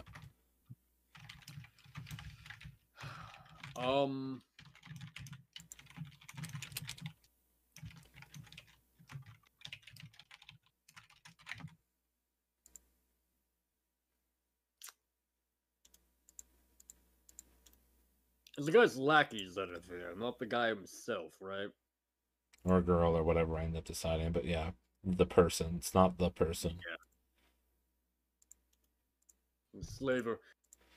Um.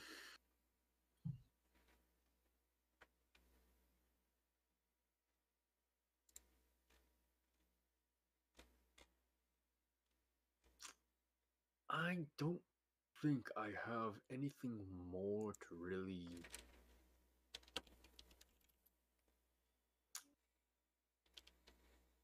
do in regards to the ship. He didn't try and like spring or hide any new details on me over the course of like negotiating the deal itself.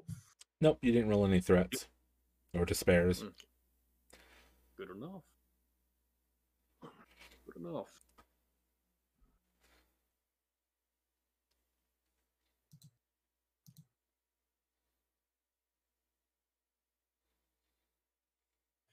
I'll take that. Okay. Yeah, I've got nothing else. I'll make my way back to the Remembrance. Bernard is building a box. Everything to just delay on fixing the freaking box. Right. Yeah, give me an average mechanics check. We'll see how well this deceptive box will be. Building a box to purple mechanics. There it is. I mean, there isn't a carpenter skill. Oh, you nailed it.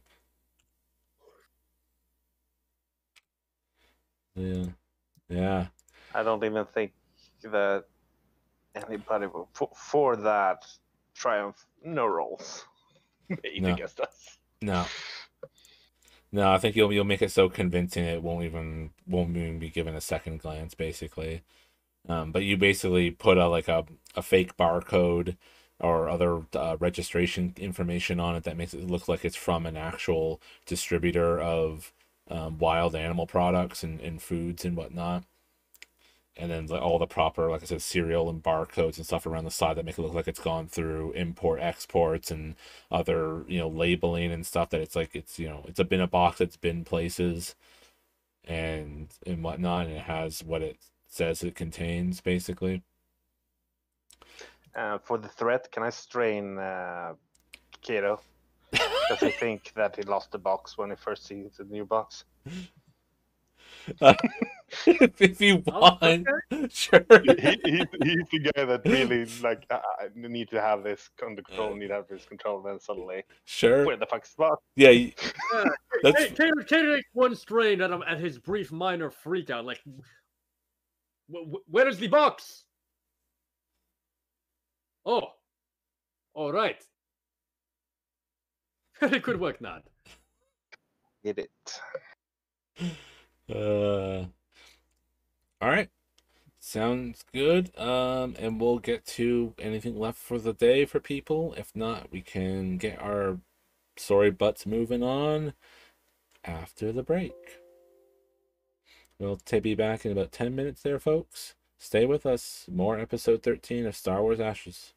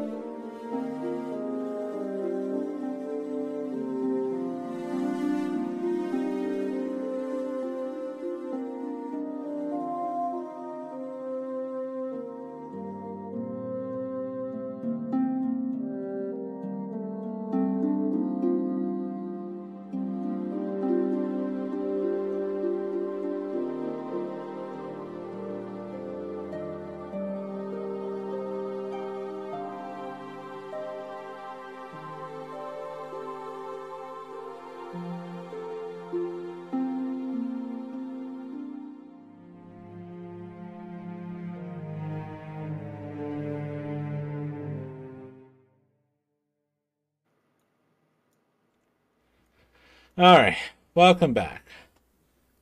Star Wars Ashes, episode 14. So you guys, apologies. Was there anything else for this day that you guys needed to do in specific? No, I don't think so. I don't believe so either. I Perfect. don't have the wafer to take care of, no, but I would like to visit to see what it would cost us to store and paint the remembers. Where should a bunch of paint go? I can't imagine it'd be all that much. Like, maybe start with like 100 creds. The big part here is to actually hide the remembrance or store it somewhere that with someone we trust. Oh, you need to find somewhere to store the ship in your absence. Because we just took off the trackers and we haven't moved since. I don't want the people coming back to Russia. Yeah, I don't think Gleam is going to offer us anything regards to that. Maybe the scavengers might. Yeah, you'd have to negotiate, create some sort of thing that like maybe have it store on one of the larger ships that are hanging around that actually has a hangar. But Neon is not private enough, even remotely, for just like tucking it away into. It doesn't really have dark corners for ships to really hide all that much. No, And I doubt negotiating some kind of security deal is possible either. no. I mean, you could I try, think but hiding it with the scavengers is the plan I'm coming up with because I still know somebody and it would be the same person, I guess. Yeah. okay. If not, let's just Oh, take care of that. with Strapper, the Devaronian female. Yep. All right. Let's see. Hey, how do you approach that? How do you word or present Pretty, that? come. I will present you to a friend of us here on Neon. Okay.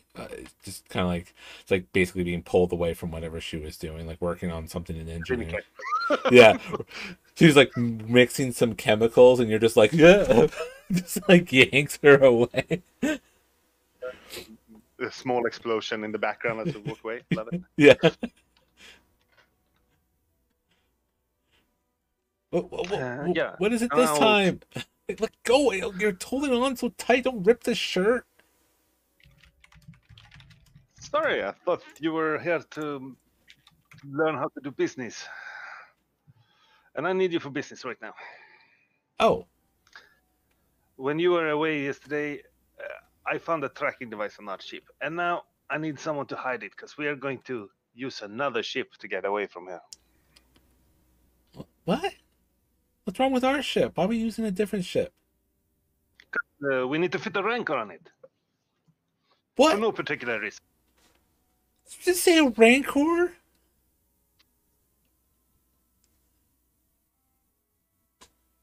You're all up to date, right? Because you all know the ins and out of who I'm doing all the time, right?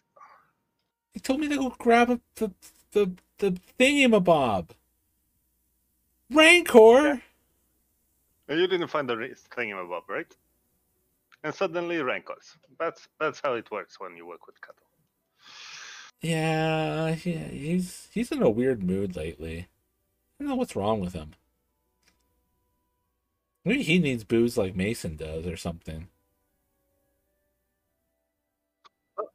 I know this Devorian called Scrapper, and she's one of the best at making deals.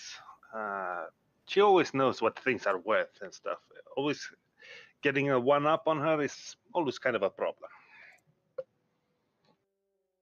Ah, so you want the professional to do it.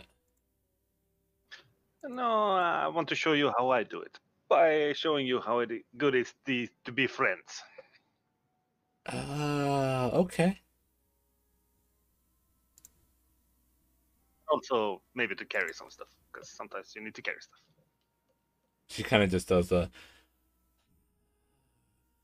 Fine. And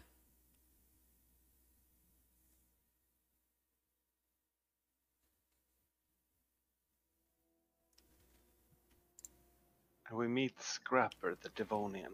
Yeah, yeah, back to the basically the packed scrapyard that she has in like basically a large what did I say it was? It was like a not a hangar, but it was like a cargo bay. Large cargo bay that's turned into a scrap pile. Scrapper twice in a week. Do you have time for me? Oh, what'd you do? Don't tell me you ruined the ramp. Please, for the love of God, I don't have all these ramps. I'm not made of ramps, Nard. I'm really Well, not. I didn't ruin it so much as I kind of need to hide the ramp and the rest of the ship somewhere. Do you know where we can store a ship on that size? Hide. Yeah, we had a bug on it. Uh, you're not gonna drag me into whatever trouble you got yourself into, did you? Come on, we're close. We're better than that. Like, don't ruin business relationships and burn bridges because you got in over your head. What did it cost me for you to take this off my hand? How long? We're going into hot space for a couple of jumps. We'll be back, I would say, in a month, maybe two. I mean, maybe I might know a person. I don't know how long they're going to be around for, though. Uh, I mean, she seems really kind of uncertain and kind of, she's like tapping on the table or their counter, basically. Let's see your. I guess it's fundamentally a negotiation unless you're trying to spin it into a different approach. Hmm. I went quite straight with her, so negotiation seems fine. However, I would say I'm a really charming person, but she won't do it for favors. No, negotiation seems correct. All right. I think because we had before, she is a bit of a pushover. For the most part, because she's more of a worker than she is a talker. So really, it's just the one purple, but it's kind of like the gauge, kind of how well or bad this can go. One purple actually with this for that duration, probably like a setback die, so a black die, just the one. One black die. I used my destiny to make sure that this goes well. Hopefully. Wow. No, that black die though. Yeah, there you go, chat. Wow, he rolled the one blank face on a yellow, and then a silly advantage on the other. Yeah, that's the reaction, Kata.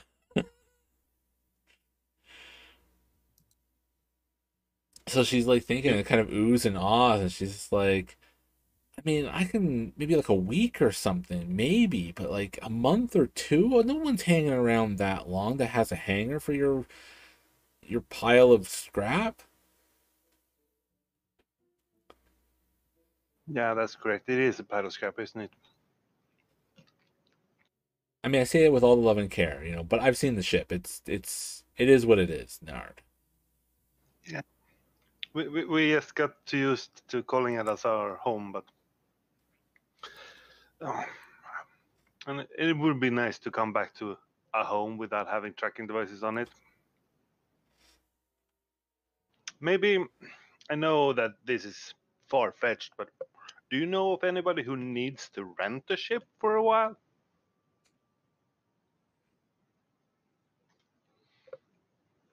Uh, Instead of storing it, then it's be out there being used for stuff. I mean, yeah, I mean, there's always some, new groups that haven't really got their footing that are always kind of, maybe looking for something that's, decent, capable of the job until they get into some debt for their own. But I mean, gambling with a bunch of odd strangers with your ship and expect it to come back, is that the path you want to go down? No, I'm guessing I'm just pulling at straws, trying to protect something dear to me. I get it. We've all been there. I mean, I've had stuff and it's taken away, or I want to protect what I have, even if it is just, mounds of that stuff. But I mean, tough around here. Like, no one, you know how it is. No one's really that trustworthy or whatnot. Not without, heaps of money and whatnot. You have to basically pay someone to sit here on their butt for 2 months to keep your ship in one spot. I sympathize. But you asked a lot. I did. Lizzie, ah, this is how far friendship and negotiation goes, I guess. I took it up with you. I don't think we can help each other in this regard. If you hear something from anybody, come back to me with it. But we are done here. Anthony, you gave advice of finding people that has nothing better to do for a couple of months. I think Lizzie might know someone like that. Lucy just kind of looks and just goes, "Are you guys no longer friends now?" Best of friends, Lizzie. Best of friends. Oh, it doesn't. I don't know. Kind of seemed like you stopped being friends there for a little bit, like looking between the two of you. The Veronians is kind of like, when do you pick up the ship ornament? Did you order a ship ornament? Lucy kind of does that. I'm not an ornament. I'm a person.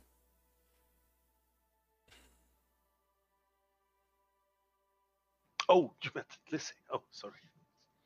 It's a protege of Mr. One.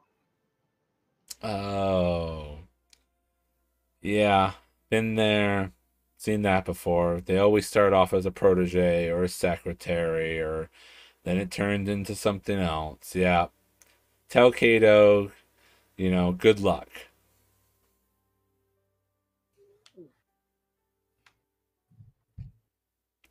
Is that truly what's going on here? Now it looks a little bit puzzling, like because Kato has definitely not shown any interest in having Lizzie as a No. cook.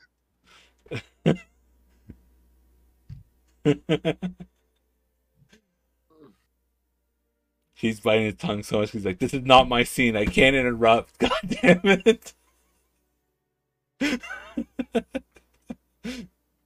But I think I think there's something for Lizzie to learn here. Lizzie, you gonna take that? I don't even know what she's really Or are you gonna talking about. show What do you Lizzie? mean they always start off as a secretary and then it turns into what's something else? What does she mean? You're either a slave or you're. I think Scrapper has got the whole situation wrong, I mean, didn't you? Strapper is just kind of like, I guess maybe it happens. I don't know. You gotta admit how this looks, though. I mean, she's.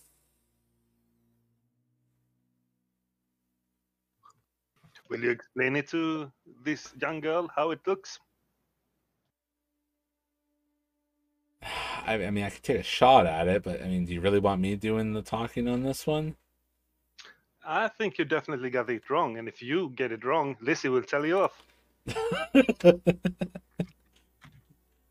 Well, you see, young lady, there's a lot of unscrupulous men that will hire pretty girls like you under one pretense, and then it usually turns into a controlling, horrible relationship that only serves their needs. And you never get to see any good light at the end of the tunnel or anything. That's what I think Kato's doing to you. Because if he was going to take a business apprentice, there's a lot of other candidates, we'll say. She just kind of looks kind of like confused, and she goes, I don't know, he doesn't like me at all to do this type of stuff with me. I mean, maybe Mason, but not Kato. Well, that was news to Nor too. So he's like, oh.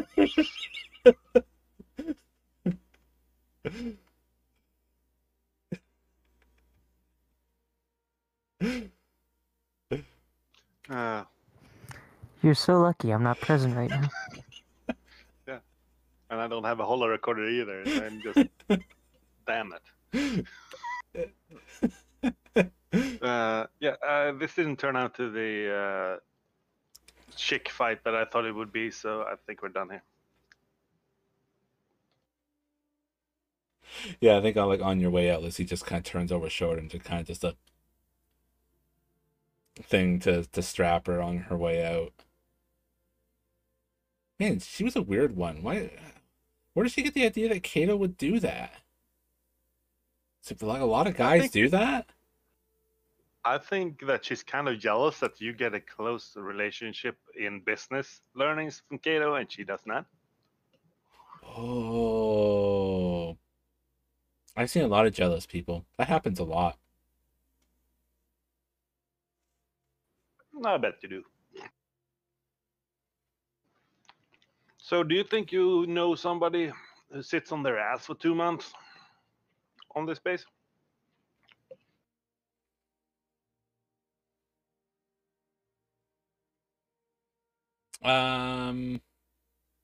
Well, you can either make her roll, or you can flip a light side and make something true. I would say she knows this base better than anyone else. Because she's been on it for so long. And yeah, I'm willing to flip for her to just have some hobos or anything. Sure.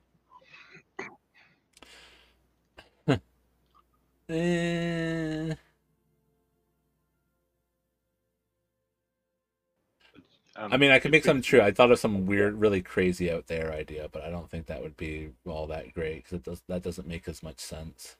I mean, kind of. You could almost get away with it, but the intention now is to just have guys come by and check on the ship for minimum money because they have nothing better to do. Oh, okay. Okay, so just more like the security thing rather than the like an actual the paint job. Yep. Yeah, okay.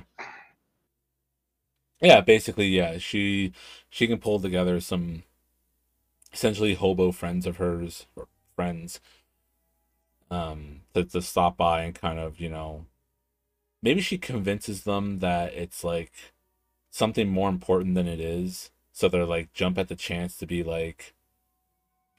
something instead of being hobos for their life, so she kind of sells this like fantasy concept to them.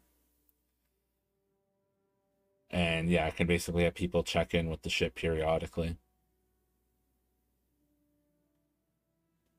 People she knows of, but maybe not fully trusted. It's fine. I mean, they've always been nice to her. She basically would reiterate, What do you think it will cost us?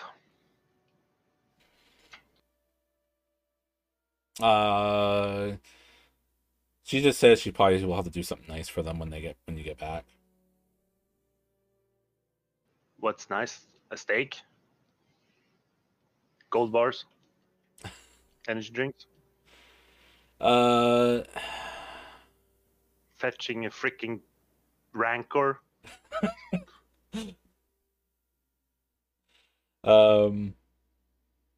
Yeah, probably she's not quite sure. She probably says something like, I mean, maybe you could do like a meal, get them like a chance to like get a room on the place for once, so they can get like a shower and change clothes. Like, maybe give them a chance to like present themselves for a job and not looking like shit. I know a place to eat, and I know a guy that might have extra need for a couple of hands. Oh, But That's future ours problem. I'll tell you all about it. Well, once we're in space. Okay.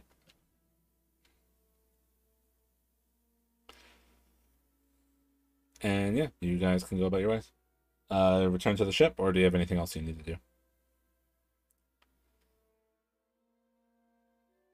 I will tell Kato and Mason that I didn't find a place to store our ship. But I found someone that would keep an eye on it.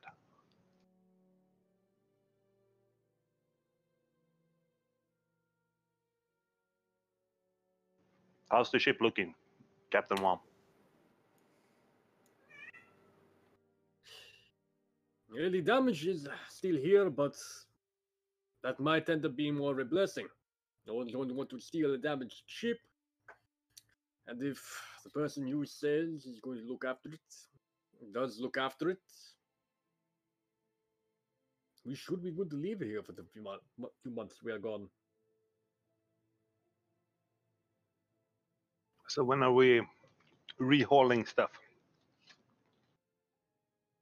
Over the next few days, we have about a week's time to get everything we need loaded onto the ship. Then we are on our way to depart afterwards. Okay. In those days, I will try to install the door so it works and maybe start painting the ship. Okay. We want. Do we want to spend the time to repair the ship? Make it more appealing to steal? Or do we Well, want to wait until we get back for that?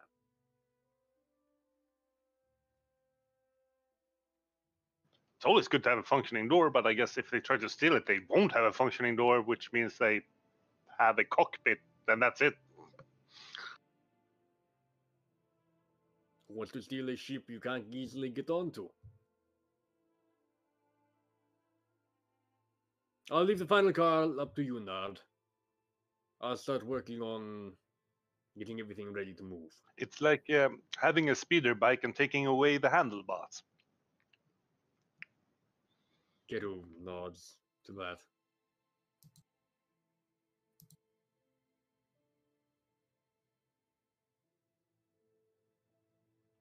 Spectre, have you heard this idea of once?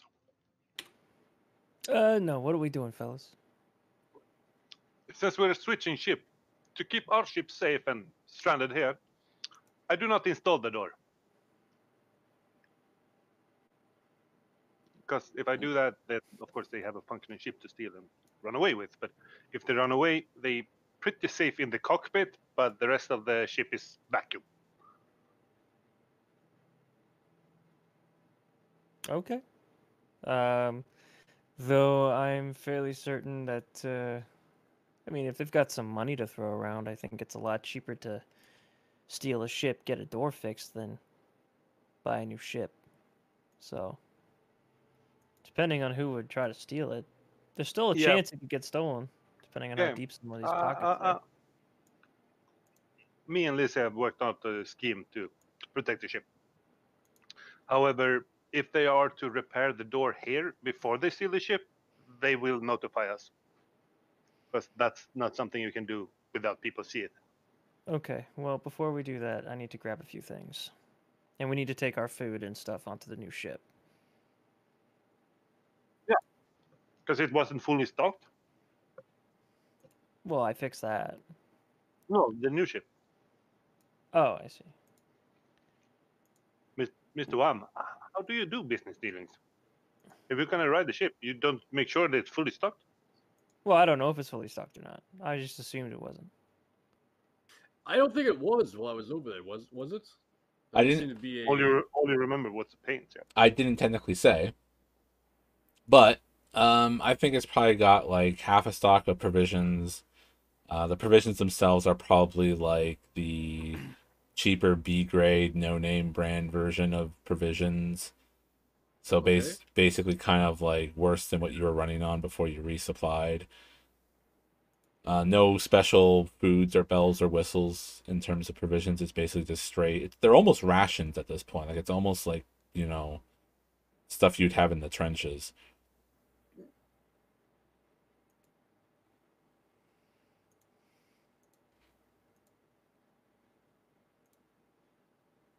Then it seems. How long would we be gone, Kato? Going to with the ranker to the one hot planet, and then from that hot planet to another hot planet. Yeah, what's our overall travel time? We need to go to Nar Shaddaa, Nalhaska, and then to the debris field. And back, of course. Let's go roll that astro navigation, I guess. Yes. In theory, the trip to Nar Shaddaa would not be too long. It would be about 4 days. It's only a little bit longer than Nar Kaga, essentially, so that wouldn't be too bad. Narhaska,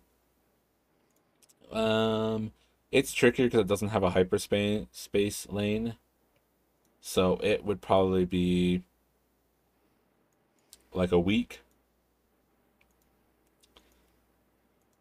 You might want to write all this down from destination to destination. Well, yeah. 4 days to Nar Shaddaa, a week from Nar Shaddaa to Narhaska.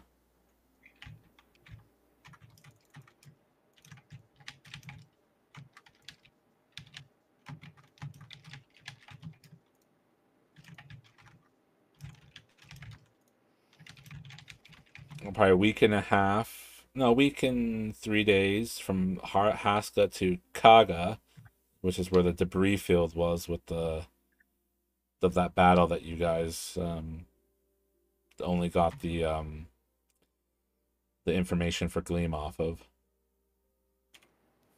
And then like 3 days back to Neon, yeah. Got some droids too. Yeah, you got the droids too. Yeah. That would probably be about the times you're looking at. So yeah, not really, like a month, 2 months that he gave Strapper probably wasn't.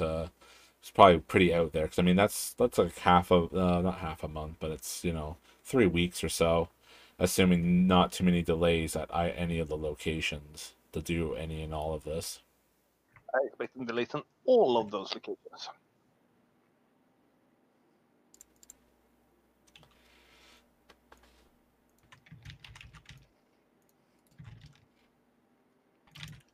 yeah, it's like 24 days, 3.4 weeks, plus any time spent on planet.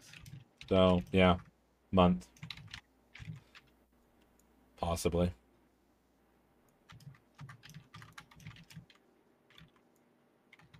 But of course, you could always change up how you break that travel. Depends on how much you're trying to do all at one bite. Yeah.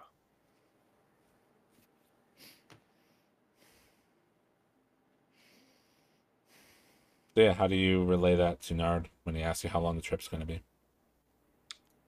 He breaks it down pretty much the same way you did. Days to days, gives a full kind of estimation of 24 days and speculates that they'll probably also be spending another 3 to 4 days between being planet side for the spots and for loading up everything they can and salvage from the debris field.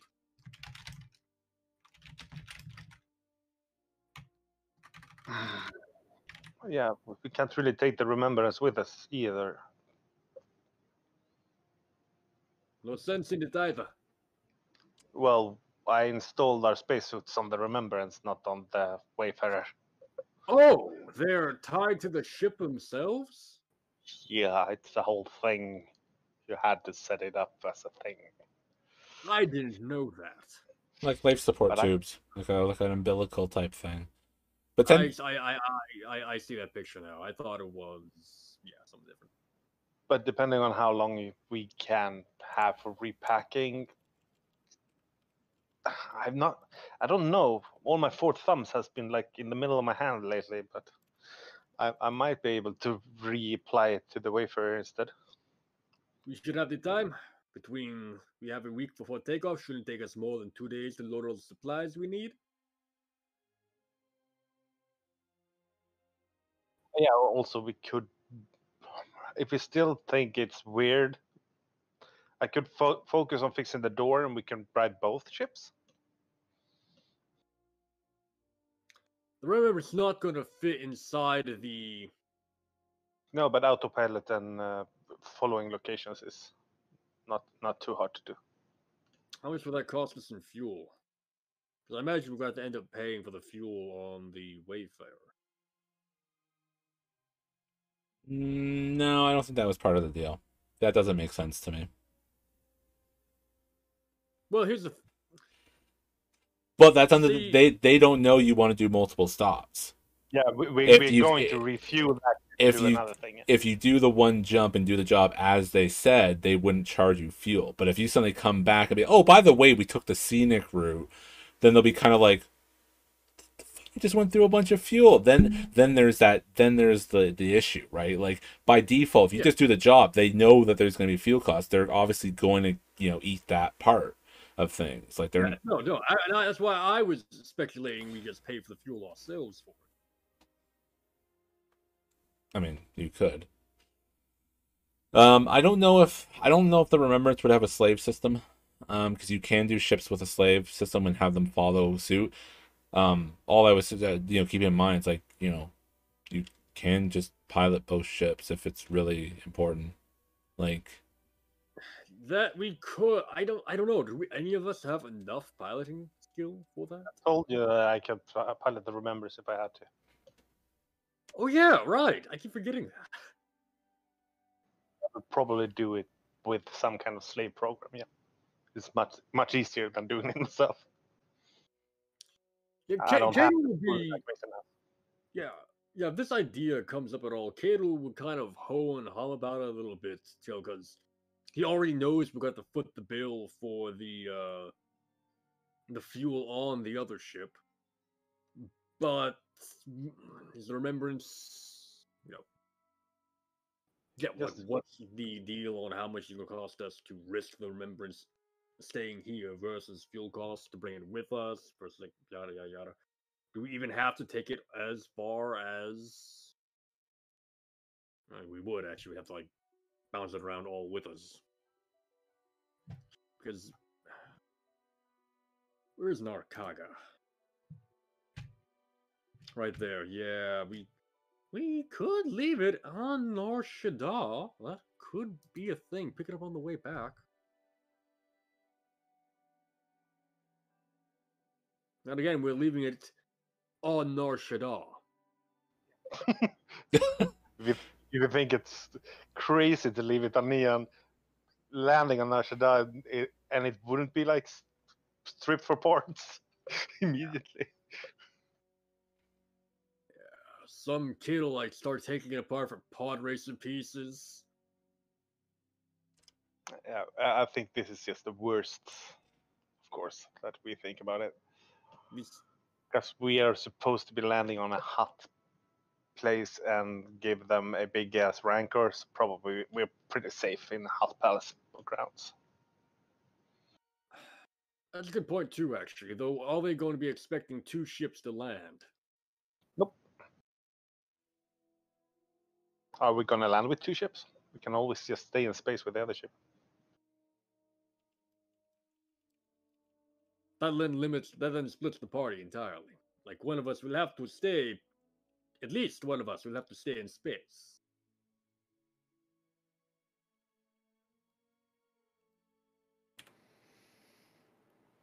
Yeah, for Well, leaving a rancor, does every one of us have to be on board of that? couldn't hurt.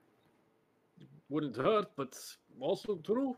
Not But all also, that isn't doesn't coming hurt. down with the Remembrance and shooting any opposition, that's fine too.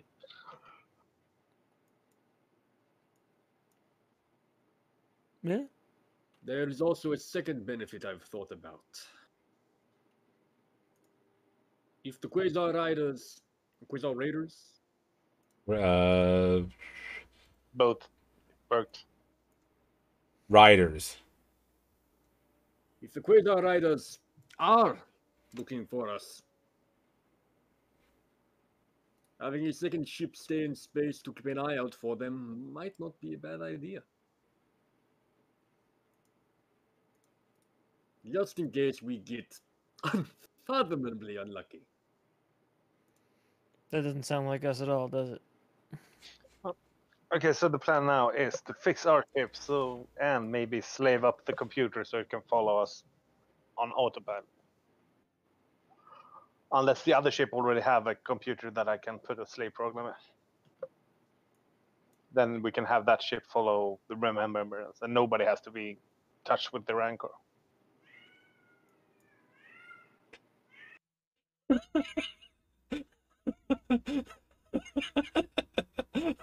I'll be right back. Okay. Cats.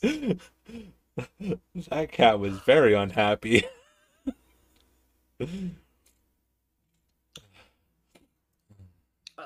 I think Cater's gonna throw his lot in with, yeah, let's try and get our ship more or less fixed up, and more importantly, you figure out who is going to pilot its.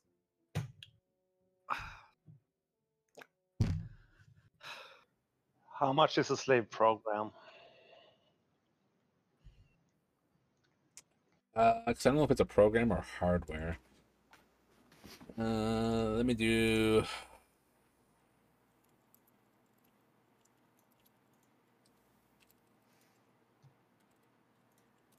Let me do some quick research and see if I can find. No, not Slave 1. Jesus Christ. And that's a novel. No, thanks. What a thing to Google. What's a slave program?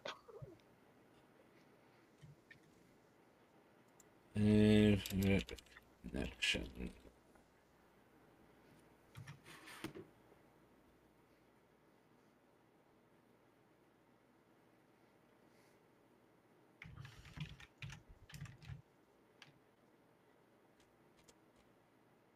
Hey, stop giving me Slave 1. I don't give a shit about Boba's ship.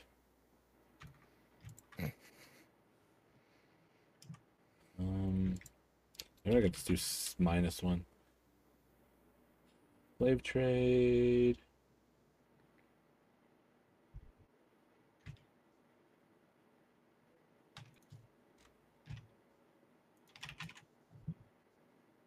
I guess slave is probably the baddest thing. But that's the term for it. Come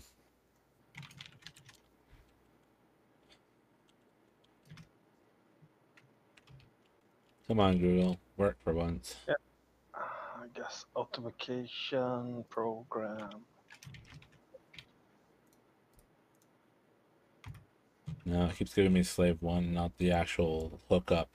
So I can't remember how. I thought it was like a piece of hardware that would need to be hooked up to the navigation computer to make it kind of work as like an autopilot and stay in sync. Because it totally sounds like a mod thing that mod the computer to. Yeah, but I don't think it was slave circuit, I think. Sorry? Looking for a slave circuit. I found it. Hold up. I can find it. Move Look circuit. at page number. Bingo.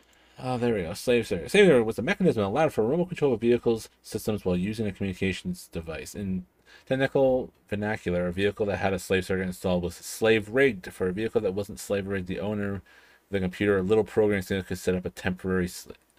For a vehicle that wasn't slave rigged, the owner with a computer and a little programming skill could set up a temporary slave circuit. So a computer's role. Since you don't have the hardware for it, you don't have the circuit, you'd have to rig one. Yeah, I want to do both things. How much would it cost for the parts to rig one slave circuit? 10,000. Oh, we don't have that, do we? We do not. We could. Oh, Yeah. let me rip something apart to get that. That's kind of my abilities. I need to rip something apart that costs approximately 10,000 and replace it with that. Do you discuss all this around the Seek? Or is it? Sure, why not? Let someone just stay behind and pilot the Remembrance. Yes, that's a thing we can do, but it's a whole lot of packing things too. What? And it's not the mechanical thing to do. What? Can the remembrance fit inside the new ship we're getting? At No. least for a short time? No? Okay. And we don't have tractor beams to tow it with either. Alright then, yeah. Alright, why don't you just fly it and then I'll fly the big one. Sure. And then whenever we need to park to each other, that's fine, I guess. As long as we're not in hyperspace, we can kind of hook up both ships. Yeah, I'm sure we could find a way to board from ship to ship. Probably through the cargo door on the remembrance. If we could get some kind of a boarding tube from maybe the big ship's got a boarding tube of some kind. We'll have to see what we got. I don't know. But for now, we're working with what ifs. We don't got any guarantees. I think we decided that we take both ships then. But also, I like the idea of getting that slave unit, because then you can call for our ship with the key you always have with you. Oh yeah, we got to get a slave unit at some point. We got a lot of things on our shopping list, and to be fair, let's just add it to the list. And to be fair, while we're at it, we're probably gonna get a new ship before we get into those upgrades. I don't know, man. Like, there's a whole lot of what ifs at the moment. There's a long list of we got to get those, but a whole lot of lack of credits at the moment. So let's fix that problem first. Let's move this Rancor to Well, to be fair, we're technically doing this one for free. We're getting 2 people out of it. We're not getting any credits, which is good. Surprise, Mason. Oh, that's right. Yeah. Hey, kid, pretend you didn't hear that. I think that's probably when she's just kind of like has that like surprise moment of it, like her mouth is kind of you're doing this for me? No, I'm a dickhead. I would never do anything for you, kid. Never, ever. In fact, I have things to do, so I'm gonna go left. Yeah, you know what? I also got things to do. I'm gonna proceed to my post next to the ice machine. Excuse me. Nobody wants that conversation with you, Lizzie, right now. Yeah, she just looks staring at Kato. Kato flashes her a smile before starting to walk off, smiling, though it slowly starts to fade into a more sad grin as he is turned away and goes about to whatever.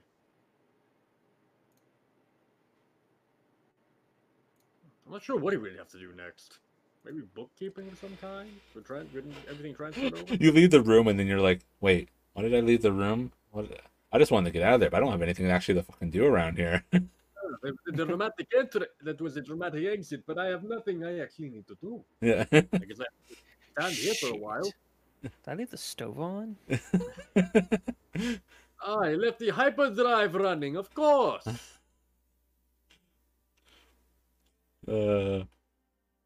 All right, fair enough. Yeah. So yeah. So then, how does the layout work for this? Do you split the crew? In which way? Supplies? How is all this logistics going to work as you kind of get prepped and running for all this? I think we're gonna skip the whole transferring stuff. Yeah, montage. Just have Mason gonna fly the other ship, and when we actually are in space and not in hyperspace, we're gonna dock to each other's ships so Mason can come over, eat, and then go back.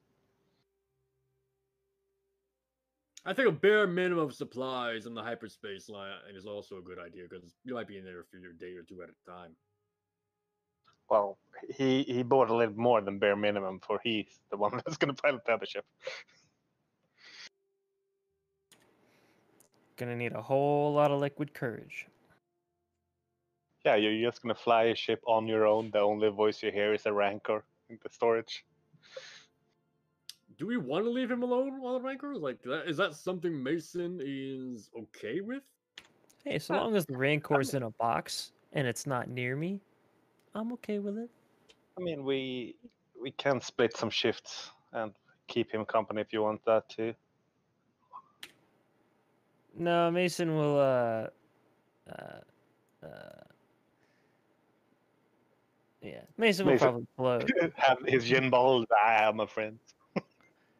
No, Mason would probably reach under his pilot seat and pull out that fancy box of his, and he says, "Nope, I got all the company I need right here." And he pats the top of it, and then he would make his way probably to the piloting area. Sitting in your seat would be a whole thing right now too. Fuck. Where did I offer to pilot this ship? Well, look, it's not my seat if you're flying the Remembrance, all right? My seat has officially been moved to the big fucking thing that I'm going to be flying. So, Just my ass and the seat you're using is not the same size. yeah, just don't, try not to sweat too much. I'm going to come back eventually.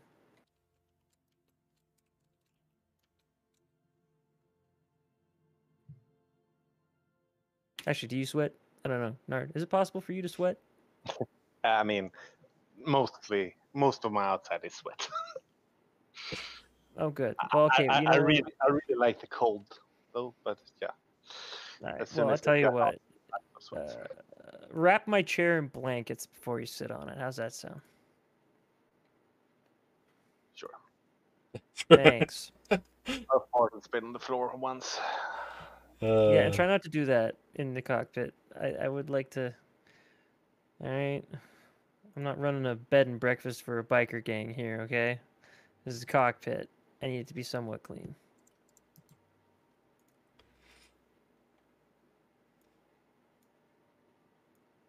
Remembering how it looked at Moxie's pilot seat when it's still there. Yeah, no, I'm ready to do this. Tell me if I have to go for flying the ship. So which ship is being slaved to which ship, for clarity here? Because there's a lot of back and forth. What's the final plan? I think we are following Mason in the Remembrance. We're following the Wayfarer in the Remembrance. Okay, so the Remembrance is being slaved to the BFT. And no ships are being slaved. Oh, you're just straight following it. Okay.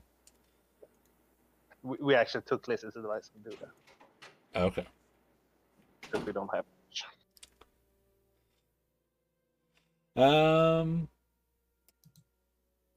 Okay. So I need one astrogation check with a black die, and we'll count it for both ships. Can I provide an assist due to my pre-planning? Your pre-planning. Yeah, I guess it was astrogation pre-planning. I was gonna say, was your pre-planning really about astrogation? But I guess that would be true. You were plotting, like a agenda type of thing. So that's pretty close. Sure, you can pass a blue. I only get this one time around, but Have you spent some time learning astrogation now? absolutely not. I'm still the smartest, and I still have to That's roll why it. it took me so long. That's why I got no sleep that night. So I have one black die and one blue die. Yeah. Well, I needed the roll, but you can decide who it is. It doesn't have to. It's can be either any of you really. Well, no, it can't be Kato because then you don't get the blue die. But anyone between the two of you can do the astrogation. Have you, Mason, studied some stars?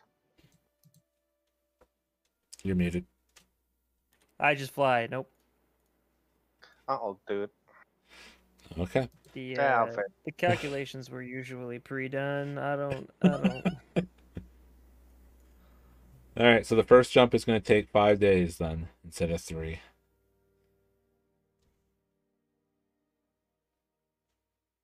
But I'd say it takes extra time because I'm booking in a lot of stops for us to check that everybody's okay.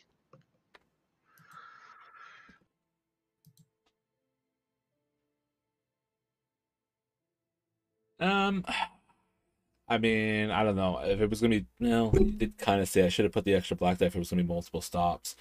Just stopping in the middle of things is gonna be tricky. I mean, you could do like one or something like that because you can do Extra lighting circumtour and stop there, type of thing. But yeah.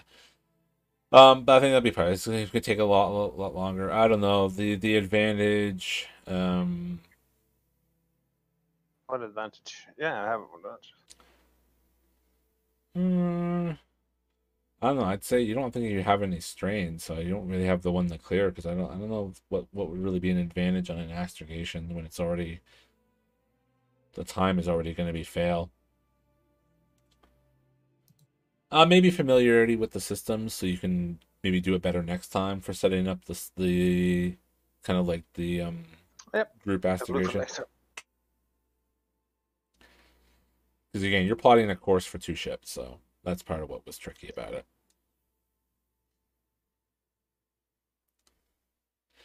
But you can get that. Is there anything else that you guys do before you jump away? Not really. Basically, yeah. Mason just goes and grabs the box, the box, from You his don't have to piloting do area. that. Yeah, your box. Yeah, the other box. My box. The don't fuck with this box. What happens to And what happens to the other box? Hidden in a box. Where? Still in our cargo Yeah. bay. Actually, would Remember you it. have bothered moving it if we didn't have to move it? It's like I didn't.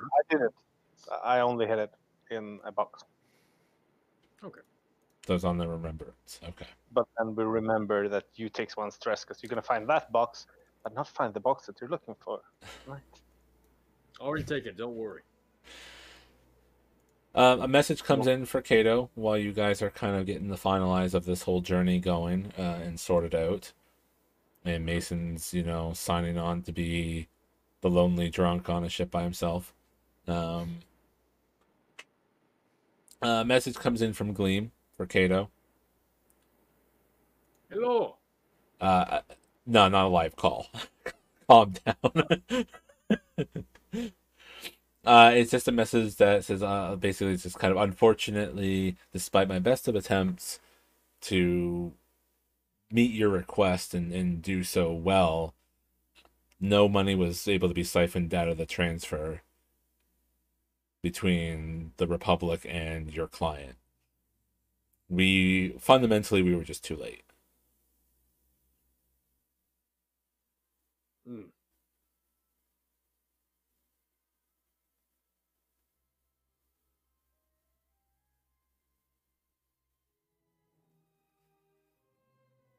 If you're wondering, it's why I did the random roll earlier. That failed horribly.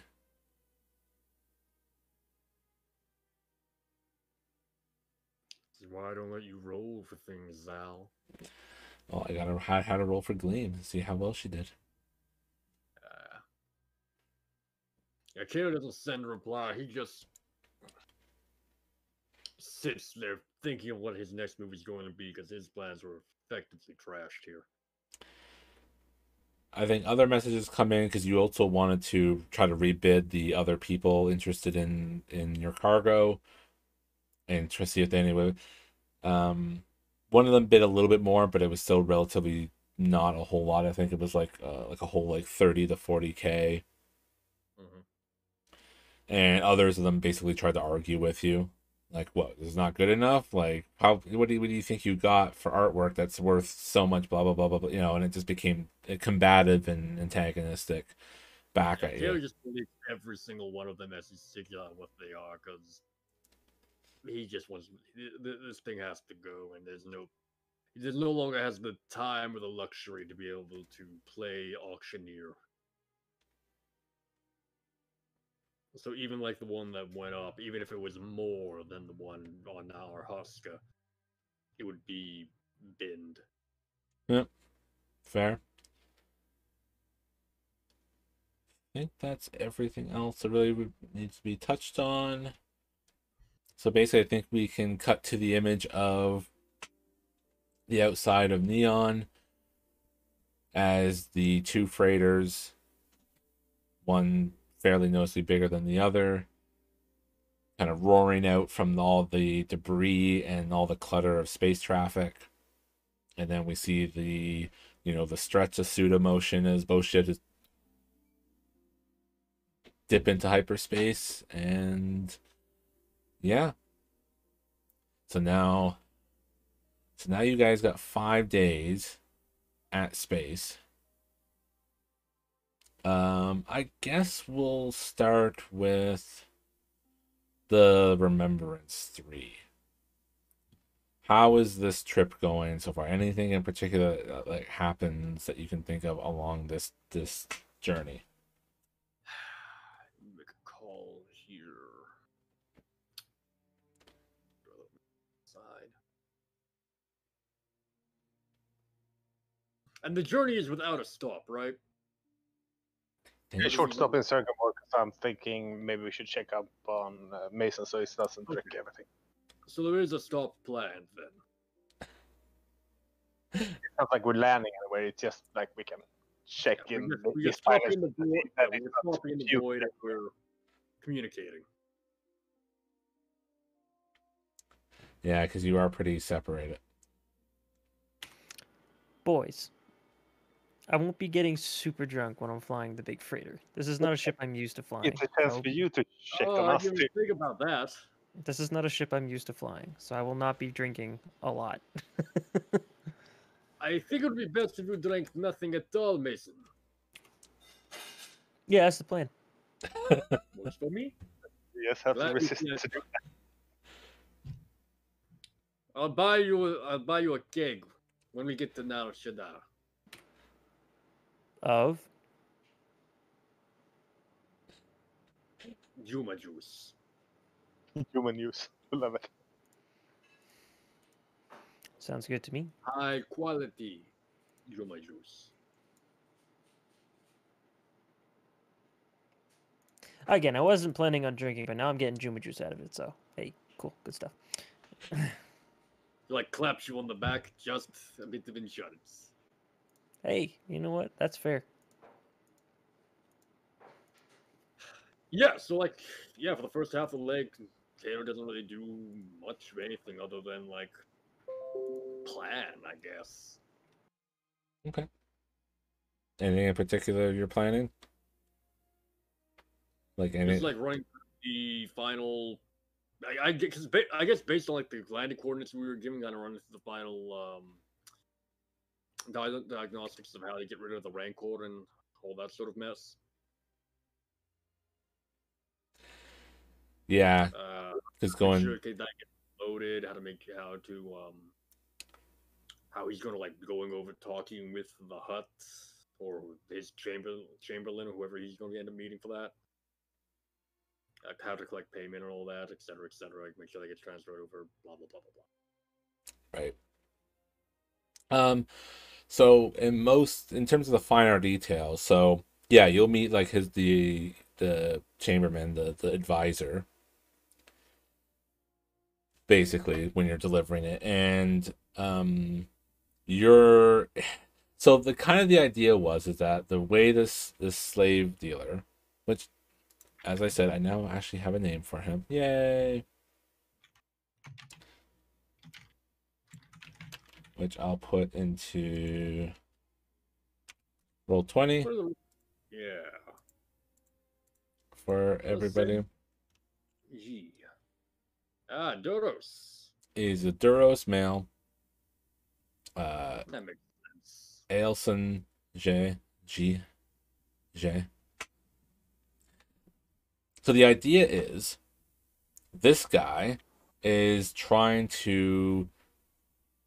It's not so much like as much a paid job, so much as it is a gift to earn favor with the Huts and basically get put, hopefully, well, as favor is, how favor works, like basically try to like get some sort of front row leverage or something as, the guy for something, which because he's a slaver could very well be because it's his profession, but it could be something else you don't really know what else he's into. But it's a gift. It's kind of a tribute of, look what I've accomplished. I got these guys, this crazy maddening beast that literally tears people apart and eats them whole with a couple bites for, you to use to torture people or whatnot. Aren't I awesome? Give me the brownie points. or the Rancor points as they might be. Okay. So I he's see. not expecting. Payment. It's going to be. He's trying to get hut cred. He's trying to get hut cred, and you're the minions he's hired that will make him look like he can control people, sort of. You're gonna be the frontlining Okay. Yeah. pawns to be like, see, I can delegate stuff to people too and make them do the fucking job properly. And look, I even gave them a garbage ship.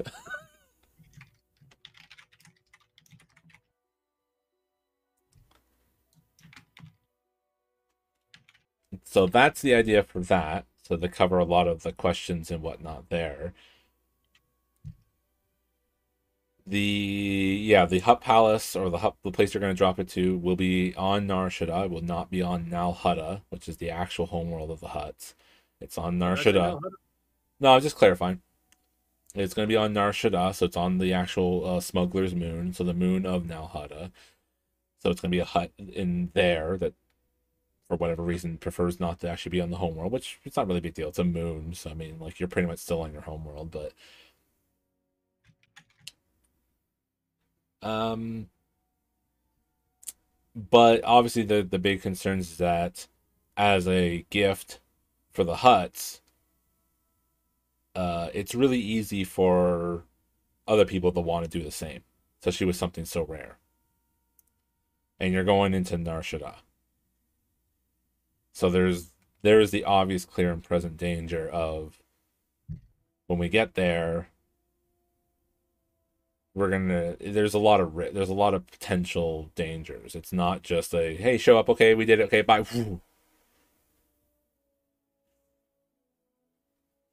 Oh, they expect us to stay around for a while. No, it's just that Let me see. no, it's well, there's a lot of people that might try to take it off your hands. This guy's giving a gift to the huts. A lot of other people will be like, oh, I would like a gift for the huts too. That sounds like a great idea. I don't think you guys need that anymore. How about Ah, not the fight. Okay.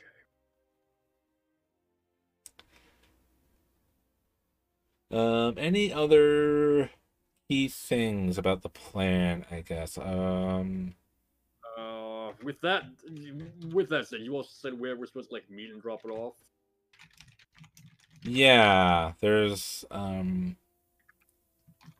spot, but the palace is kind of a it doesn't really have its own landing area. Like, you're still going to basically be kind of in a publicish area and then have to essentially unload the cage onto something, a vehicle or something, and get it over. The palace doesn't have like a big enough private pad for you to drop in on. It's because it's not a Shaddaa. It's packed. It's literally like it's like Coruscant, but as a moon. Like, it's just a city moon, right? The whole thing is one big location. So there isn't like a palace that just has all this private landscape where you can just drop in and, it's no big deal. It has, acres and upon acres. It's not like that. Like, all this is cramped and packed, and even the palace doesn't have too much room outside of its boundaries before it's like packed with streets and buildings and everything else. Because remember, I So how mean, how are you supposed to get a Rancor in there? how are you supposed to get the Rancor over to it? Yep. I If we mean, can't park nearby. yeah, you kind of have to use the public thing and then try to bring it over. That's where the big hurdle is.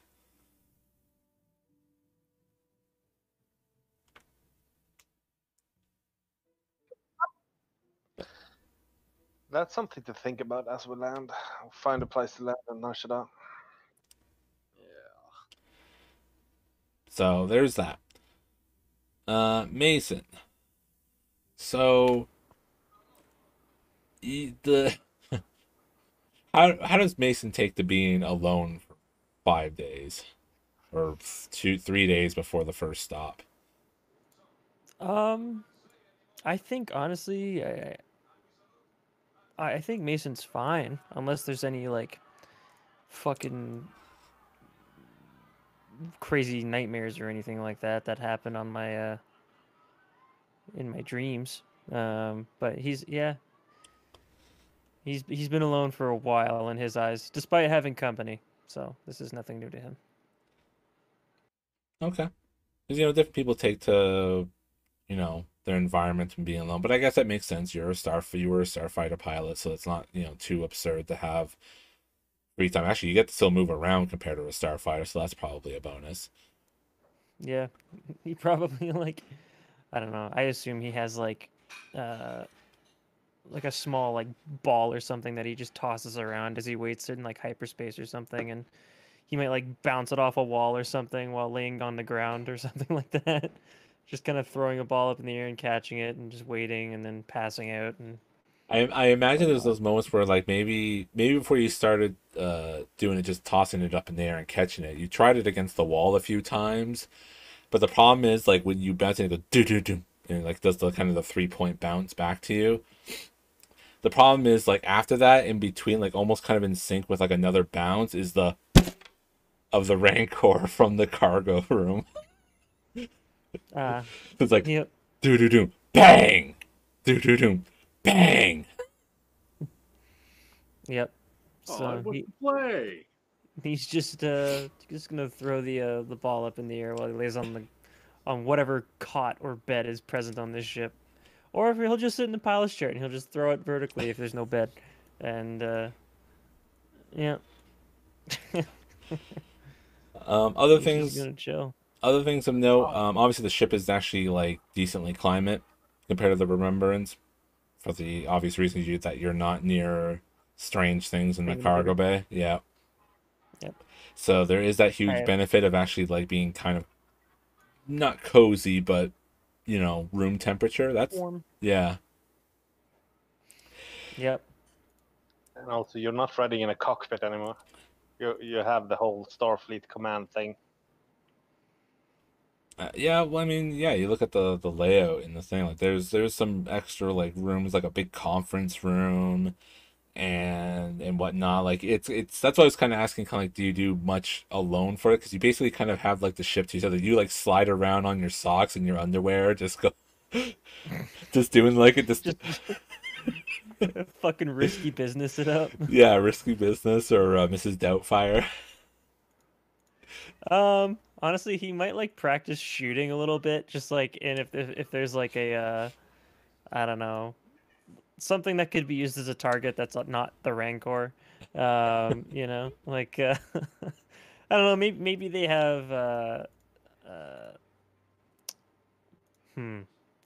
Maybe they have like an old broken droid or something, and Mason will just like set it up in the corner, and he'll just fucking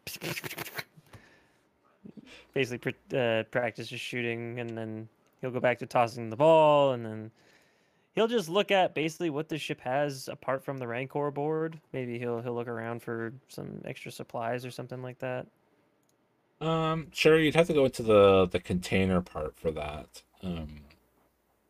For the basically those types of questions where the basically where Okay. the rancor is stored. In general, well, we can come to that later, I guess, if there's anything that you find. The Okay. ship itself creaks and groans and whatnot with and sparks with electricity here and there a lot. Like you get the distinct feeling that like you thought the Remembrance was out of whack, but this ship is like doesn't even feel like it's a home to anybody. Like it's been left adrift or something for a while, and then they just kind of like, oh yeah, it was just we still have this, and then someone remembered it and tried to use it for this job type of thing. Like this ship is like you walk around and you feel like the deck plates kind of like rattle a little bit, like they're not even fully like screwed in anymore, basically. So it's a pile of junk. Yeah, so you have that type of unsettlingness. So that's why when the Rancor does the banging type of thing to your ball and whatnot. And just sometimes just random, like when it seems like, because it seems like it has like sleep schedules and stuff, but every time it's awake and it starts making like noise and like kind of fights against its restraints and whatnot, like the ship kind of rattles with it. Like there's those moments where you're like, oh, fuck, this thing is actually going to tear the ship apart from the inside out. Yep. Yep. Mason will just quietly and calmly sort of just Whenever that happens. Yeah. Yep. We're not in space. We're not in space. We're not in space. We are still not in space. This is good. I'm inside the ship still. Yep. This is fine. Everything's all right. Everything's all right. Everything's kind of all right. I'm in complete control. Yeah. Complete control. Complete control. Nard, anything for you of note for your 3 to 5 days? Well, it takes me about 45 minutes until I can't sit in this seat anymore and just say, Lizzie, can you come sit in this seat? What? Comes around. What do you want? I don't want to look at these instruments anymore. It's too boring. Can you just check that nothing blinks red? So you want me to be bored? Bored? No, I want you to be the pilot.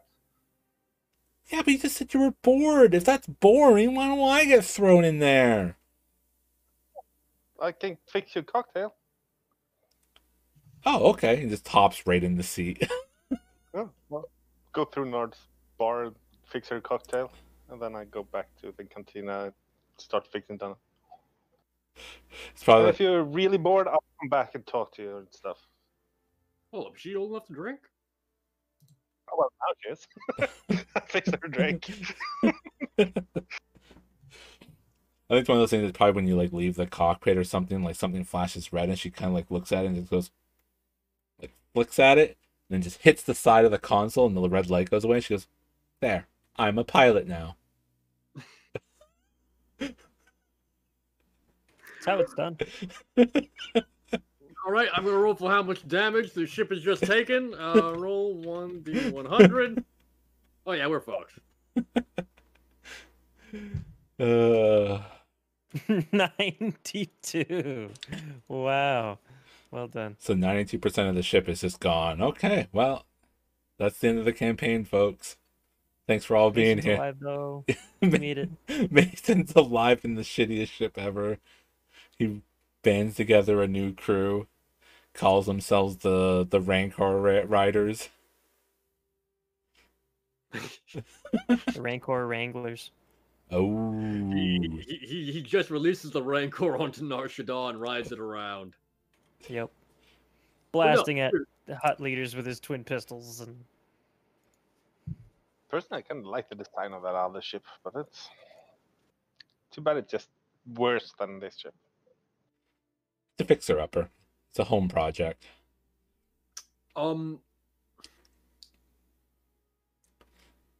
So during, I guess, the second leg of our little trip here, or unless there's something we need to like actually go over. The Rancor, Sorry, Andres. as we actually come to our first stop, the first question that Mason would hear would be, "Have you fed the Rancor?" Well, we'll get to that in a sec. So the closing scene for tonight's session, actually, I think, since we're about that time, we've made it there, is I think as Mason is sleeping away somewhat sound on the ship in his own little way, without alcohol, the poor guy, is you have a dream and you're in this like brown black marble stone like chamber of some type with like dim lighting along like the side panel, like a couple dim lights of side panels and whatnot. It's just this open room, kind of this insignia graved into the floor, and you see the like a black robed figure. It looks a lot like the one that was holding the thing in your cargo, like standing there, but you're like looking from like above or something. Like the vision is kind of like almost like blurry, something like you're just like watching like a TV show or a movie clip or like a hollow projection. So, well, no, hollow projections don't have color or detail that much, so not a hollow projection, but you're basically watching like some type of detailed recording. Almost, it kind of feels like that. You have that bird's eye view. yeah. And you see like him like reach out and he's like, "Come forward," and like a set of doors like slide open that's just like shrouded in shadows and darkness, and a figure walks forward out of it, and it it's Lasik. And the dark figure just basically just goes, "You will always be a slave unless you accept my lessons." And then we'll just fade out from there and roll credits.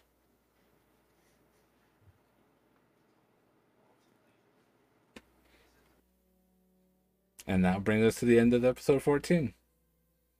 Thank you all for being here. I'm so fucked. I'm so fucked. Mason, why you gotta care about people, man?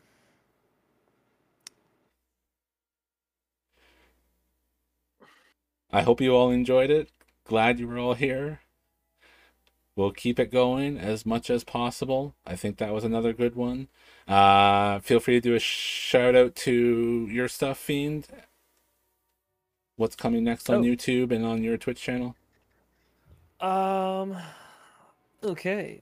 So just this past Friday, buddy of mine, Kind and myself, we played through some community-made levels called Hell live on Twitch, and we had some audience participation through donations where you guys could like fuck with our progress and stuff like that. I'm gonna be making a really good edited video for that, for the YouTube channel. I'm gonna put some time into that. I've been working on Monkey Ball. That is a game I've been playing a lot of recently, and I'm hoping to beat it, which is gonna be a goddamn nightmare. If you want to come watch me fail and beat Monkey Ball, you can come check at my channel on Twitch, the Fantastic Fiends. So basically, Monkey Ball. I've also been playing the Pokemon trading card game online, which is a lot of fun. It's really nostalgic to play the Pokemon trading card game. So I'm a variety streamer. I do a whole bunch of shit, and I'm always trying to do different things, new things. I try to improve my editing with every big YouTube video that I do. Yeah. But anyways, that's about it. Feel free to drop by. Follow Zal. It's a good time. Yeah, absolutely. I'll be back as per usual Wednesday. Probably Wild West RP, almost certainly. But every time I say that, something always comes up and it makes things weird. End up playing some other game or something. So it's always kind of weird Wednesdays. But we're gonna try and do that. Keep on track with that. Last couple streams of roleplay have been actually really good for that. So tune in. Obviously tomorrow is the usual day off. Nothing will really be happening. And I'll put episode 14 up by the weekend. Gonna try and do that as generally as quick as possible to give people time to somewhat digest. And Thursday stop by Forged in the Dark, where I do Runners in the Shadows with Mark and Eric and all that.